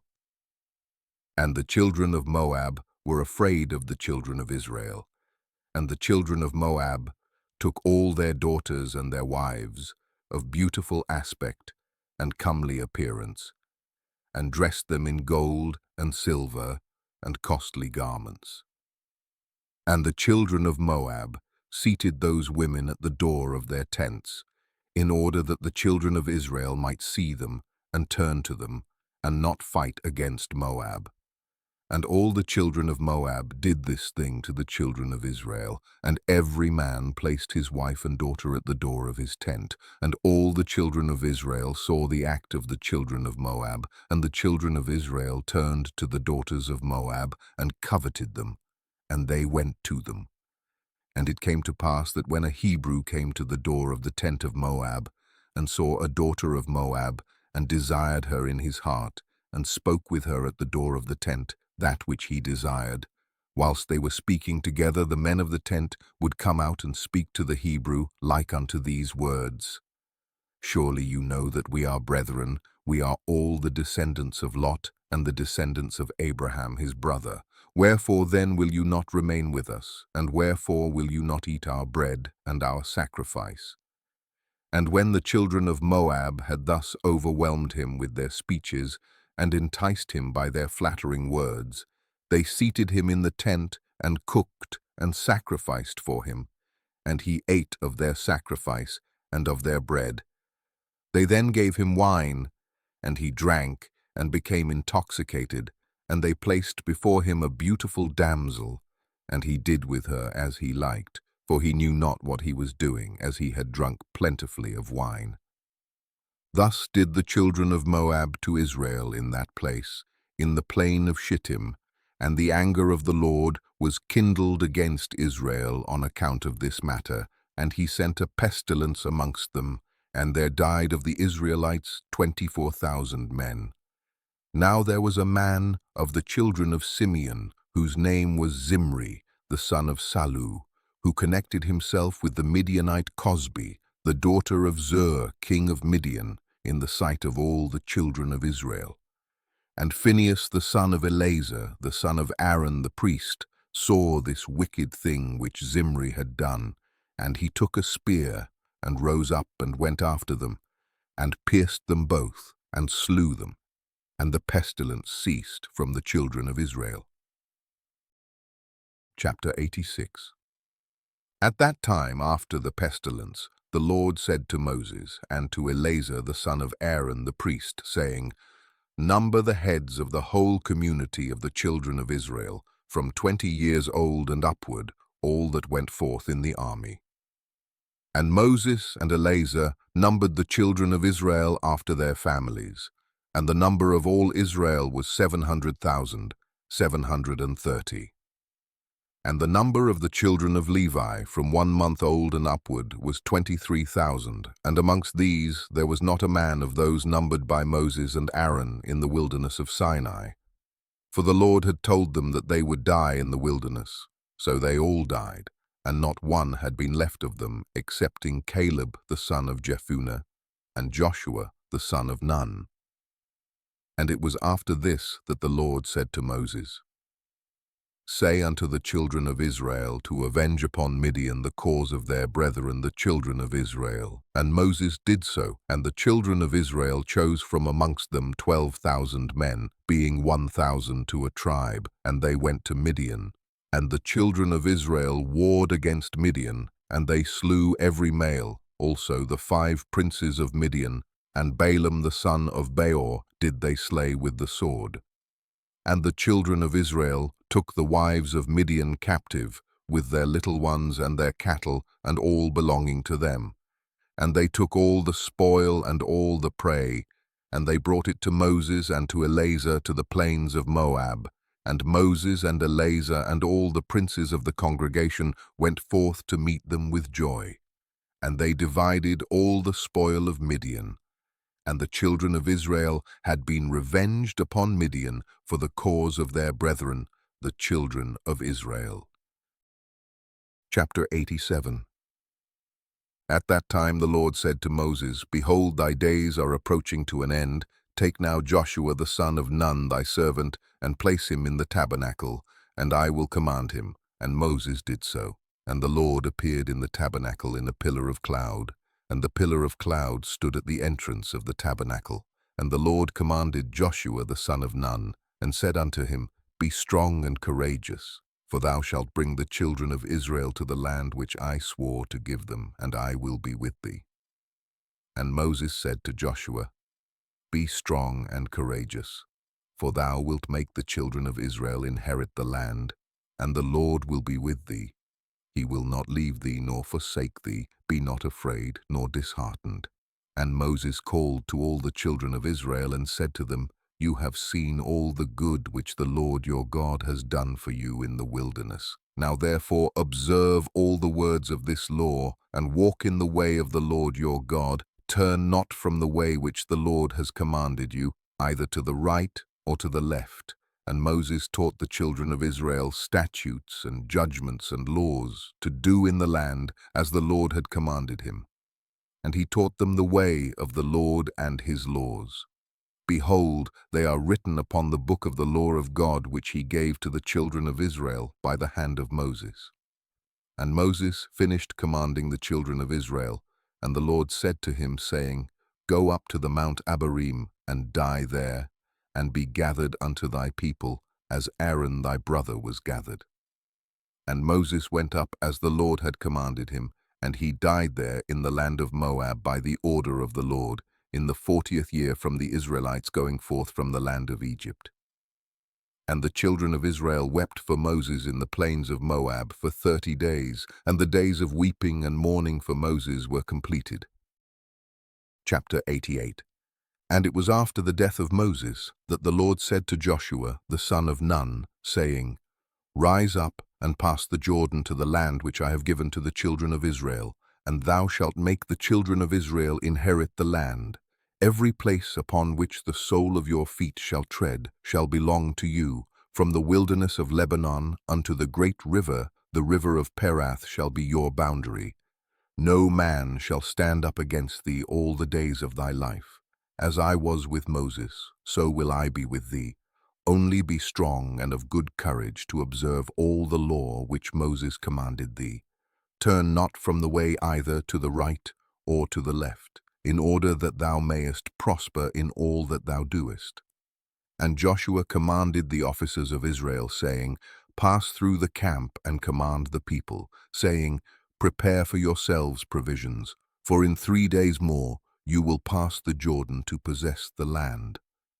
And the officers of the children of Israel did so, and they commanded the people, and they did all that Joshua had commanded. And Joshua sent 2 men to spy out the land of Jericho, and the men went and spied out Jericho. And at the end of 7 days they came to Joshua in the camp, and said to him, The Lord has delivered the whole land into our hand, and the inhabitants thereof are melted with fear because of us. And it came to pass after that Joshua rose up in the morning, and all Israel with him, and they journeyed from Shittim, and Joshua and all Israel with him passed the Jordan. And Joshua was 82 years old when he passed the Jordan with Israel. And the people went up from Jordan on the 10th day of the 1st month, and they encamped in Gilgal, at the eastern corner of Jericho. And the children of Israel kept the Passover in Gilgal, in the plains of Jericho, on the 14th day at the month, as it is written in the law of Moses. And the manna ceased at that time on the morrow of the Passover, and there was no more manna for the children of Israel, and they ate of the produce of the land of Canaan. And Jericho was entirely closed against the children of Israel. No one came out or went in. And it was in the 2nd month, on the 1st day of the month, that the Lord said to Joshua, Rise up, behold, I have given Jericho into thy hand with all the people thereof. And all your fighting men shall go round the city once each day. Thus shall you do for 6 days. And the priests shall blow upon trumpets, and when you shall hear the sound of the trumpet, all the people shall give a great shouting, that the walls of the city shall fall down. All the people shall go up every man against his opponent. And Joshua did so, according to all that the Lord had commanded him. And on the 7th day they went round the city 7 times, and the priests blew upon trumpets. And at the 7th round Joshua said to the people, Shout, for the Lord has delivered the whole city into our hands. Only the city and all that it contains shall be accursed to the Lord, and keep yourselves from the accursed thing, lest you make the camp of Israel accursed and trouble it. But all the silver and gold and brass and iron shall be consecrated to the Lord, they shall come into the treasury of the Lord. And the people blew upon trumpets and made a great shouting, and the walls of Jericho fell down, and all the people went up, every man straight before him, and they took the city and utterly destroyed all that was in it, both man and woman, young and old, ox and sheep and ass, with the edge of the sword. And they burned the whole city with fire. Only the vessels of silver and gold and brass and iron they put into the treasury of the Lord. And Joshua swore at that time, saying, Cursed be the man who builds Jericho. He shall lay the foundation thereof in his firstborn, and in his youngest son shall he set up the gates thereof. And Achan the son of Carmi, the son of Zabdi, the son of Zerah, son of Judah, dealt treacherously in the accursed thing, and he took of the accursed thing and hid it in the tent. And the anger of the Lord was kindled against Israel. And it was after this, when the children of Israel had returned from burning Jericho, Joshua sent men to spy out also Ai, and to fight against it. And the men went up and spied out Ai. And they returned and said, Let not all the people go up with thee to Ai, only let about 3,000 men go up and smite the city, for the men thereof are but few. And Joshua did so. And there went up with him of the children of Israel about 3,000 men, and they fought against the men of Ai. And the battle was severe against Israel, and the men of Ai smote 36 men of Israel, and the children of Israel fled from before the men of Ai. And when Joshua saw this thing, he tore his garments, and fell upon his face to the ground before the Lord, he with the elders of Israel, and they put dust upon their heads. And Joshua said, Why, O Lord, didst thou bring this people over the Jordan? What shall I say after the Israelites have turned their backs against their enemies? Now therefore all the Canaanites, inhabitants of the land, will hear this thing, and surround us and cut off our name. And the Lord said to Joshua, Why dost thou fall upon thy face? Rise, get thee off, for the Israelites have sinned and taken of the accursed thing. I will no more be with them unless they destroy the accursed thing from amongst them. And Joshua rose up and assembled the people, and brought the Urim by the order of the Lord. And the tribe of Judah was taken, and Achan the son of Carmi was taken. And Joshua said to Achan, Tell me, my son, what hast thou done? And Achan said, I saw amongst the spoil a goodly garment of Shinar, and 200 shekels of silver, and a wedge of gold of 50 shekels weight. I coveted them and took them, and behold, they are all hid in the earth in the midst of the tent. And Joshua sent men, who went and took them from the tent of Achan, and they brought them to Joshua. And Joshua took Achan and these utensils, and his sons and daughters, and all belonging to him, and they brought them into the valley of Achor. And Joshua burned them there with fire, and all the Israelites stoned Achan with stones, and they raised over him a heap of stones. Therefore did he call that place the valley of Achor, so the Lord's anger was appeased. And Joshua afterward came to the city and fought against it. And the Lord said to Joshua, Fear not, neither be thou dismayed. Behold, I have given into thy hand Ai, her king and her people, and thou shalt do unto them as thou didst to Jericho and her king. Only the spoil thereof and the cattle thereof shall you take for a prey for yourselves. Lay an ambush for the city behind it. So Joshua did according to the word of the Lord. And he chose from amongst the sons of war 30,000 valiant men, and he sent them, and they lay in ambush for the city. And he commanded them, saying, When you shall see us, we will flee before them with cunning, and they will pursue us. You shall then rise out of the ambush and take the city. And they did so, and Joshua fought. And the men of the city went out toward Israel, not knowing that they were lying in ambush for them behind the city. And Joshua and all the Israelites feigned themselves wearied out before them, and they fled by the way of the wilderness with cunning. And the men of Ai gathered all the people who were in the city to pursue the Israelites, and they went out and were drawn away from the city, not one remained. And they left the city open and pursued the Israelites. And those who were lying in ambush rose up out of their places, and hastened to come to the city, and took it and set it on fire. And the men of Ai turned back, and behold, the smoke of the city ascended to the skies, and they had no means of retreating either one way or the other. And all the men of Ai were in the midst of Israel, some on this side and some on that side, and they smote them so that not one of them remained. And the children of Israel took Melosh king of Ai alive, and they brought him to Joshua, and Joshua hanged him on a tree, and he died.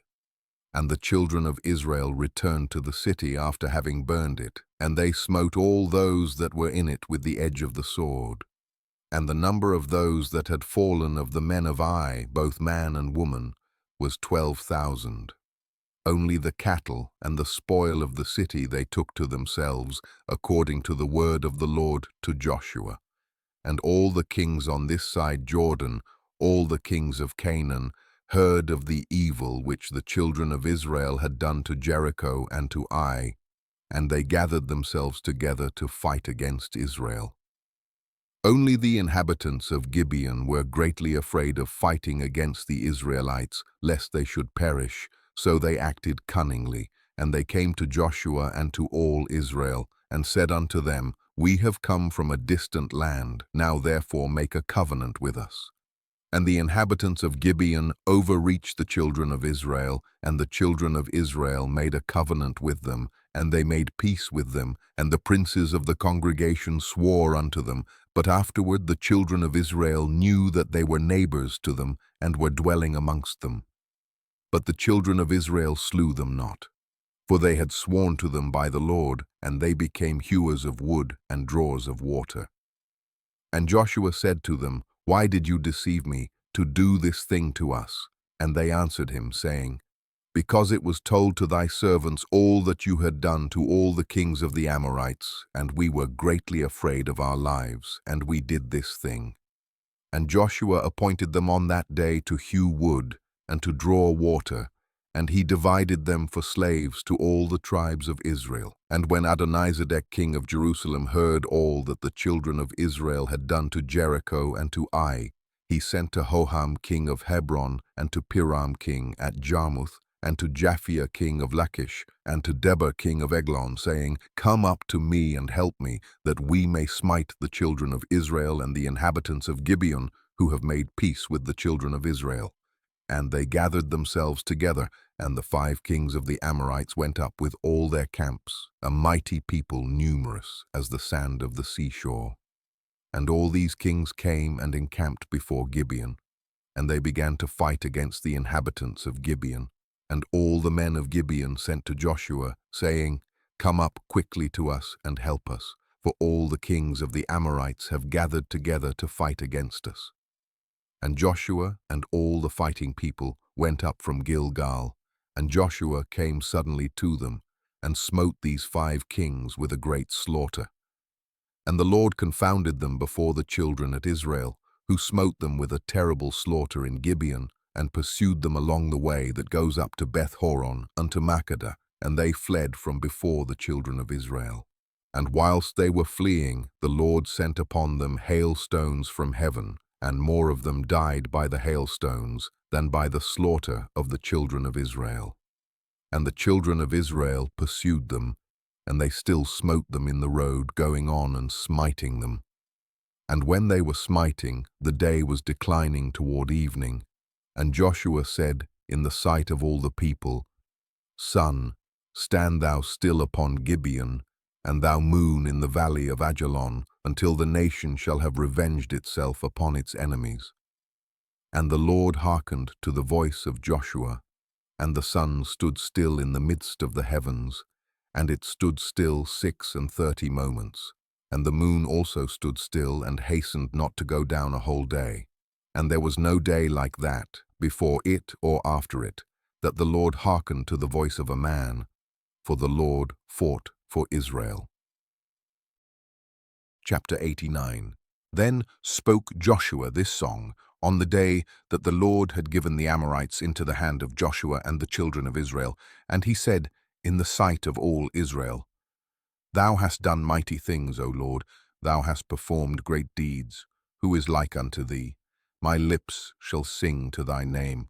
My goodness and my fortress, my high tower, I will sing a new song unto thee. With thanksgiving will I sing to thee. Thou art the strength of my salvation. All the kings of the earth shall praise thee. The princes of the world shall sing to thee. The children of Israel shall rejoice in thy salvation. They shall sing and praise thy power.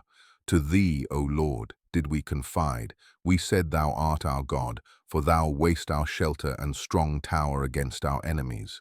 To thee we cried and were not ashamed. In thee we trusted and were delivered. When we cried unto thee, thou didst hear our voice. Thou didst deliver our souls from the sword. Thou didst show unto us thy grace. Thou didst give unto us thy salvation. Thou didst rejoice our hearts with thy strength. Thou didst go forth for our salvation. With thine arm thou didst redeem thy people. Thou didst answer us from the heavens of thy holiness. Thou didst save us from 10,000s of people. The sun and moon stood still in heaven, and thou didst stand in thy wrath against our oppressors, and didst command thy judgments over them. All the princes of the earth stood up. The kings of the nations had gathered themselves together. They were not moved at thy presence. They desired thy battles. Thou didst rise against them in thine anger, and didst bring down thy wrath upon them. Thou didst destroy them in thine anger, and cut them off in thine heart. Nations have been consumed with thy fury. Kingdoms have declined because of thy wrath. Thou didst wound kings in the day of thine anger. Thou didst pour out thy fury upon them. Thy wrathful anger took hold of them. Thou didst turn their iniquity upon them, and didst cut them off in their wickedness. They did spread a trap. They fell therein. In the net they hid. Their foot was caught. Thine hand was ready for all thine enemies, who said, through their sword they possessed the land. Through their arm they dwelt in the city. Thou didst fill their faces with shame. Thou didst bring their horns down to the ground. Thou didst terrify them in thy wrath, and didst destroy them in thine anger. The earth trembled and shook at the sound of thy storm over them. Thou didst not withhold their souls from death, and didst bring down their lives to the grave. Thou didst pursue them in thy storm. Thou didst consume them in thy whirlwind. Thou didst turn their rain into hail. They fell in deep pits, so that they could not rise. Their carcasses were like rubbish cast out in the middle of the streets. They were consumed and destroyed in thine anger. Thou didst save thy people with thy might. Therefore our hearts rejoice in thee, our souls exult in thy salvation. Our tongues shall relate thy might. We will sing and praise thy wondrous works. For thou didst save us from our enemies. Thou didst deliver us from those who rose up against us. Thou didst destroy them from before us, and depress them beneath our feet. Thus shall all thine enemies perish, O Lord, and the wicked shall be like chaff driven by the wind, and thy beloved shall be like trees planted by the waters. So Joshua and all Israel with him returned to the camp in Gilgal, after having smitten all the kings, so that not a remnant was left of them. And the 5 kings fled alone on foot from battle, and hid themselves in a cave, and Joshua sought for them in the field of battle, and did not find them. And it was afterward told to Joshua, saying, the kings are found, and behold, they are hidden in a cave. And Joshua said, appoint men to be at the mouth of the cave, to guard them, lest they take themselves away. And the children of Israel did so. And Joshua called to all Israel and said to the officers of battle, place your feet upon the necks of these kings. And Joshua said, so shall the Lord do to all your enemies. And Joshua commanded afterward that they should slay the kings and cast them into the cave, and to put great stones at the mouth of the cave. And Joshua went afterward with all the people that were with him on that day to Makkedah, and he smote it with the edge of the sword. And he utterly destroyed the souls and all belonging to the city, and he did to the king and people thereof as he had done to Jericho. And he passed from there to Libnah, and he fought against it. And the Lord delivered it into his hand, and Joshua smote it with the edge of the sword, and all the souls thereof, and he did to it, and to the king thereof, as he had done to Jericho. And from there he passed on to Lachish to fight against it, and Horam king of Gaza went up to assist the men of Lachish, and Joshua smote him and his people until there was none left to him. And Joshua took Lachish and all the people thereof, and he did to it as he had done to Libnah. And Joshua passed from there to Eglon, and he took that also, and he smote it and all the people thereof with the edge of the sword. And from there he passed to Hebron, and fought against it, and took it, and utterly destroyed it. And he returned from there with all Israel to Gibeon, and fought against it, and smote it with the edge of the sword. And he destroyed every soul in it, he left none remaining. And he did to it and the king thereof, as he had done to Jericho. And Joshua smote all the kings of the Amorites from Kadesh Barnea to Azzah, and he took their country at once, for the Lord had fought for Israel. And Joshua with all Israel came to the camp to Gilgal. When at that time Gibeon king of Chazor heard all that Joshua had done to the kings of the Amorites, Gibeon sent to Jobat king of Midian, and to Laban king of Shimron, to Jephal king of Akshaph, and to all the kings of the Amorites, saying, come quickly to us and help us, that we may smite the children of Israel before they come upon us, and do unto us as they have done to the other kings of the Amorites. And all these kings hearkened to the words of Jabin, king of Chazor, and they went forth with all their camps, 17 kings, and their people were as numerous as the sand on the seashore, together with horses and chariots innumerable, And they came and pitched together at the waters of Merom, and they were met together to fight against Israel. And the Lord said to Joshua, Fear them not, for tomorrow about this time I will deliver them up all slain before you. Thou shalt hough their horses and burn their chariots with fire.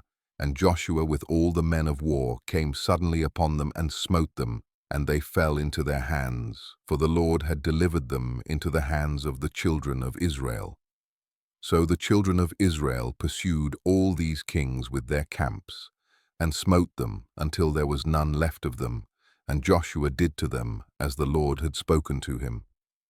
And Joshua returned at that time to Chazor, and smote it with the sword, and destroyed every soul in it, and burned it with fire. And from Chazor Joshua passed to Shimron, and smote it, and utterly destroyed it. From there he passed to Achan, and he did to it as he had done to Shimron. From there he passed to Adullam, and he smote all the people in it. And he did to Adullam as he had done to Achan and to Shimron.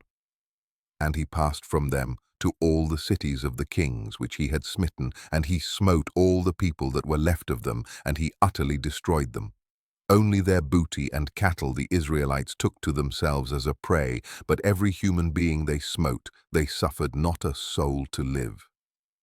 As the Lord had commanded Moses, so did Joshua and all Israel. They failed not in anything. So Joshua and all the children of Israel smote the whole land of Canaan, as the Lord had commanded them, and smote all their kings, being 31 kings, and the children of Israel took their whole country. Besides the kingdoms of Sihon and Og, which are on the other side Jordan, of which Moses had smitten many cities, and Moses gave them to the Reubenites and the Gadites, and to half the tribe of Manasseh. And Joshua smote all the kings that were on this side Jordan to the west, and gave them for an inheritance to the 9 tribes and to the half-tribe of Israel. For 5 years did Joshua carry on the war with these kings, and he gave their cities to the Israelites, and the land became tranquil from battle throughout the cities of the Amorites and the Canaanites. Chapter 90. At that time, in the 5th year, after the children of Israel had passed over Jordan, after the children of Israel had rested from their war with the Canaanites, at that time great and severe battles arose between Edom and the children of Chittim, and the children of Chittim fought against Edom. And Abianus king of Chittim went forth in that year, that is, in the 31st year of his reign, and a great force with him of the mighty men of the children of Chittim, and he went to Seir to fight against the children of Esau.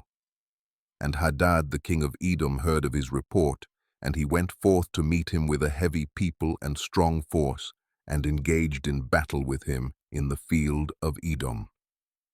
And the hand of Chittim prevailed over the children of Esau, and the children of Chittim slew of the children of Esau 22,000 men, and all the children of Esau fled from before them. And the children of Chittim pursued them, and they reached Hadad king of Edom, who was running before them, and they caught him alive, and brought him to Abianus king of Chittim.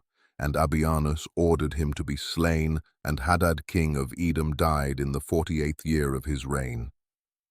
And the children of Chittim continued their pursuit of Edom, and they smote them with a great slaughter, and Edom became subject to the children of Chittim. And the children of Chittim ruled over Edom, and Edom became under the hand of the children of Chittim, and became one kingdom from that day. And from that time they could no more lift up their heads, and their kingdom became one with the children of Chittim. And Abianus placed officers in Edom, and all the children of Edom became subject and tributary to Abianus, and Abianus turned back to his own land, Chittim. And when he returned, he renewed his government, and built for himself a spacious and fortified palace for a royal residence, and reigned securely over the children of Chittim and over Edom. In those days, after the children of Israel had driven away all the Canaanites and the Amorites, Joshua was old and advanced in years. And the Lord said to Joshua, Thou art old, advanced in life, and a great part of the land remains to be possessed.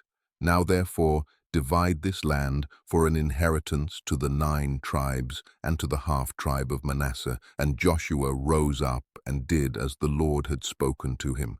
And he divided the whole land to the tribes of Israel as an inheritance according to their divisions. But to the tribe at Levi he gave no inheritance. The offerings of the Lord are their inheritance, as the Lord had spoken of them by the hand of Moses. And Joshua gave Mount Hebron to Caleb, the son of Jephunneh, 1 portion above his brethren, as the Lord had spoken through Moses. Therefore Hebron became an inheritance to Caleb and his children unto this day. And Joshua divided the whole land by lots to all Israel for an inheritance, as the Lord had commanded him. And the children of Israel gave cities to the Levites from their own inheritance, and suburbs for their cattle and property, as the Lord had commanded Moses, so did the children of Israel.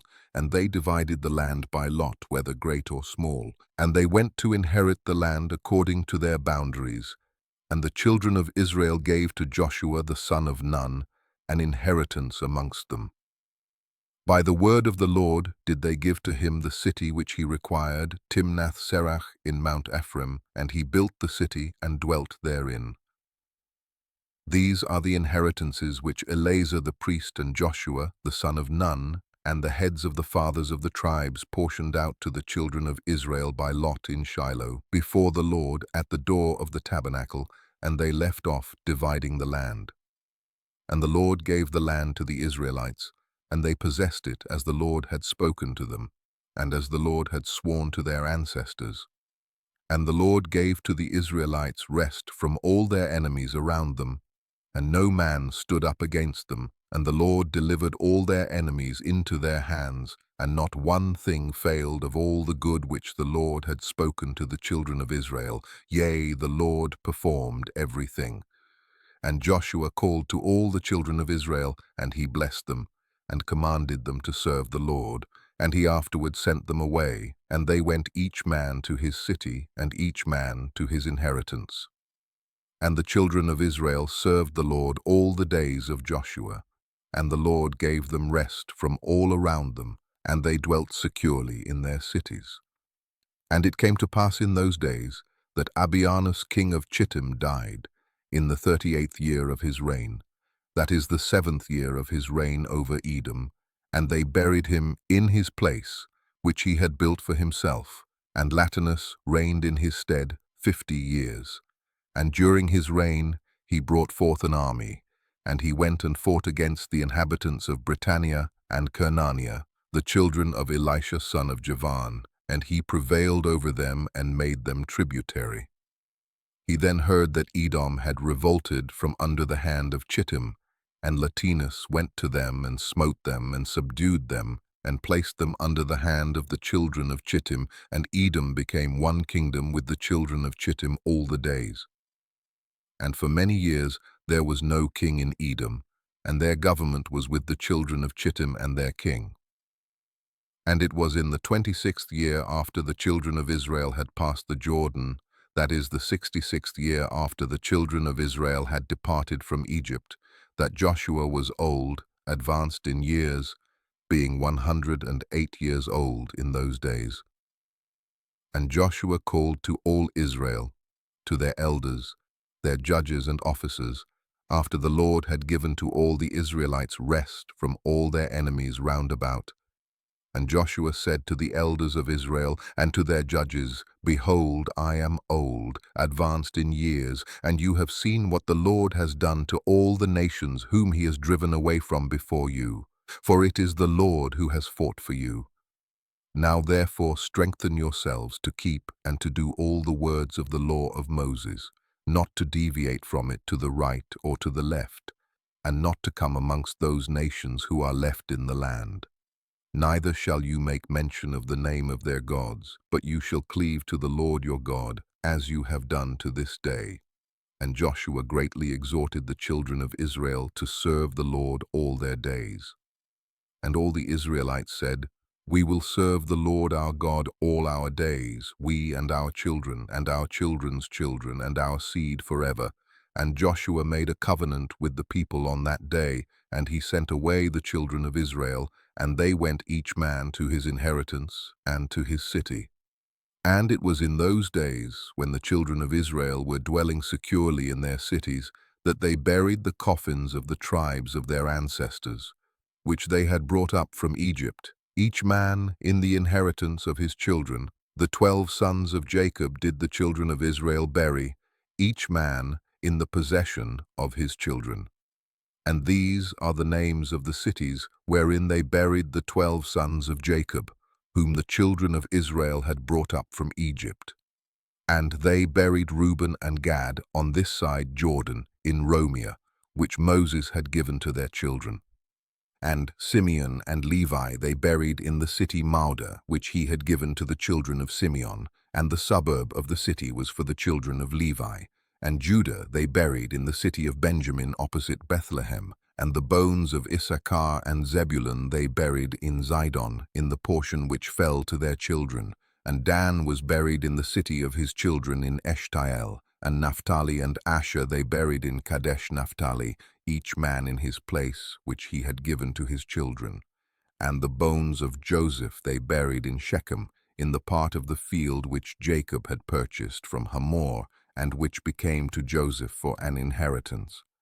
And they buried Benjamin in Jerusalem opposite the Jebusite, which was given to the children of Benjamin. The children of Israel buried their fathers, each man in the city of his children.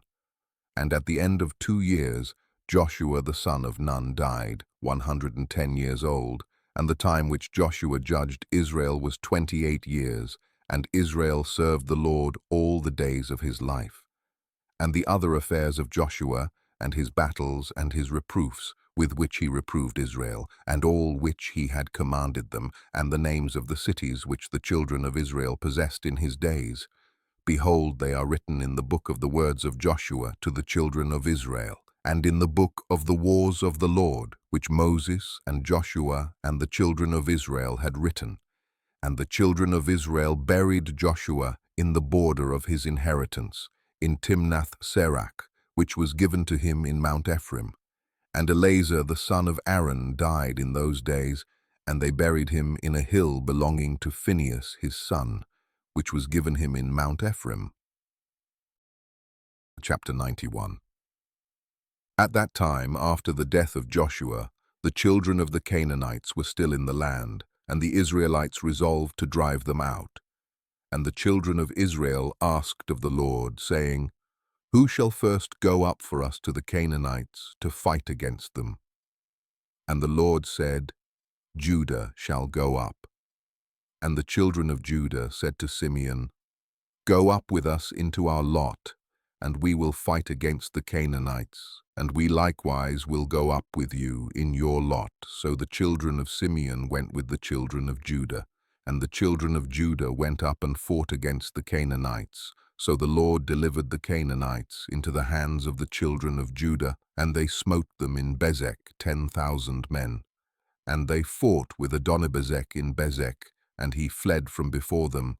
And they pursued him and caught him, and they took hold of him, and cut off his thumbs and great toes. And Adonibezek said, 70 kings, having their thumbs and great toes cut off, gathered their meat under my table, as I have done, so God has requited me. And they brought him to Jerusalem, and he died there. And the children of Simeon went with the children of Judah, and they smote the Canaanites with the edge of the sword. And the Lord was with the children of Judah, and they possessed the mountain. And the children of Joseph went up to Bethel, the same is Luz, and the Lord was with them. And the children of Joseph spied out Bethel, and the watchmen saw a man going forth from the city, and they caught him and said unto him, Show us now the entrance of the city, and we will show kindness to thee. And that man showed them the entrance of the city, and the children of Joseph came and smote the city with the edge of the sword.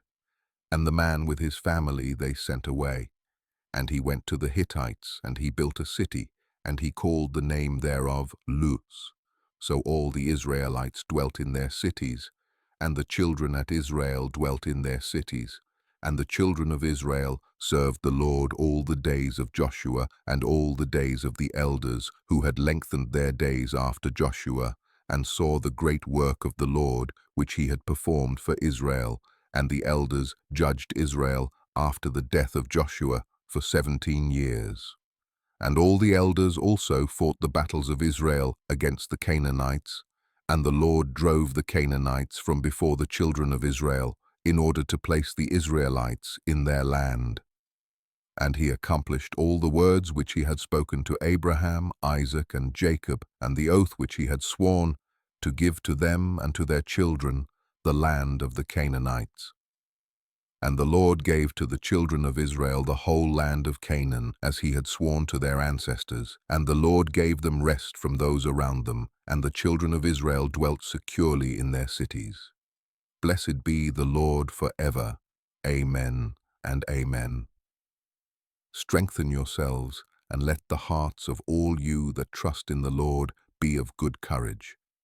You've just completed the book of Jasher, the entire forbidden chronicle from creation to conquest. 5 parts, thousands of years, the complete testimony that Scripture itself cited, yet the canon refused to preserve. But the wisdom vault holds more banned texts, more hidden prophecies, more divine sparks waiting to ignite your understanding. The Book of Enoch, the Book of Jubilees, the Testament of the 12 Patriarchs all await in our archive. If this journey transformed you, explore the full collection, every forbidden scripture, every suppressed revelation. Subscribe to the Wisdom Vault, where the scrolls return from exile. The Book of Jasher is complete, but your awakening has only begun. May wisdom guide your path.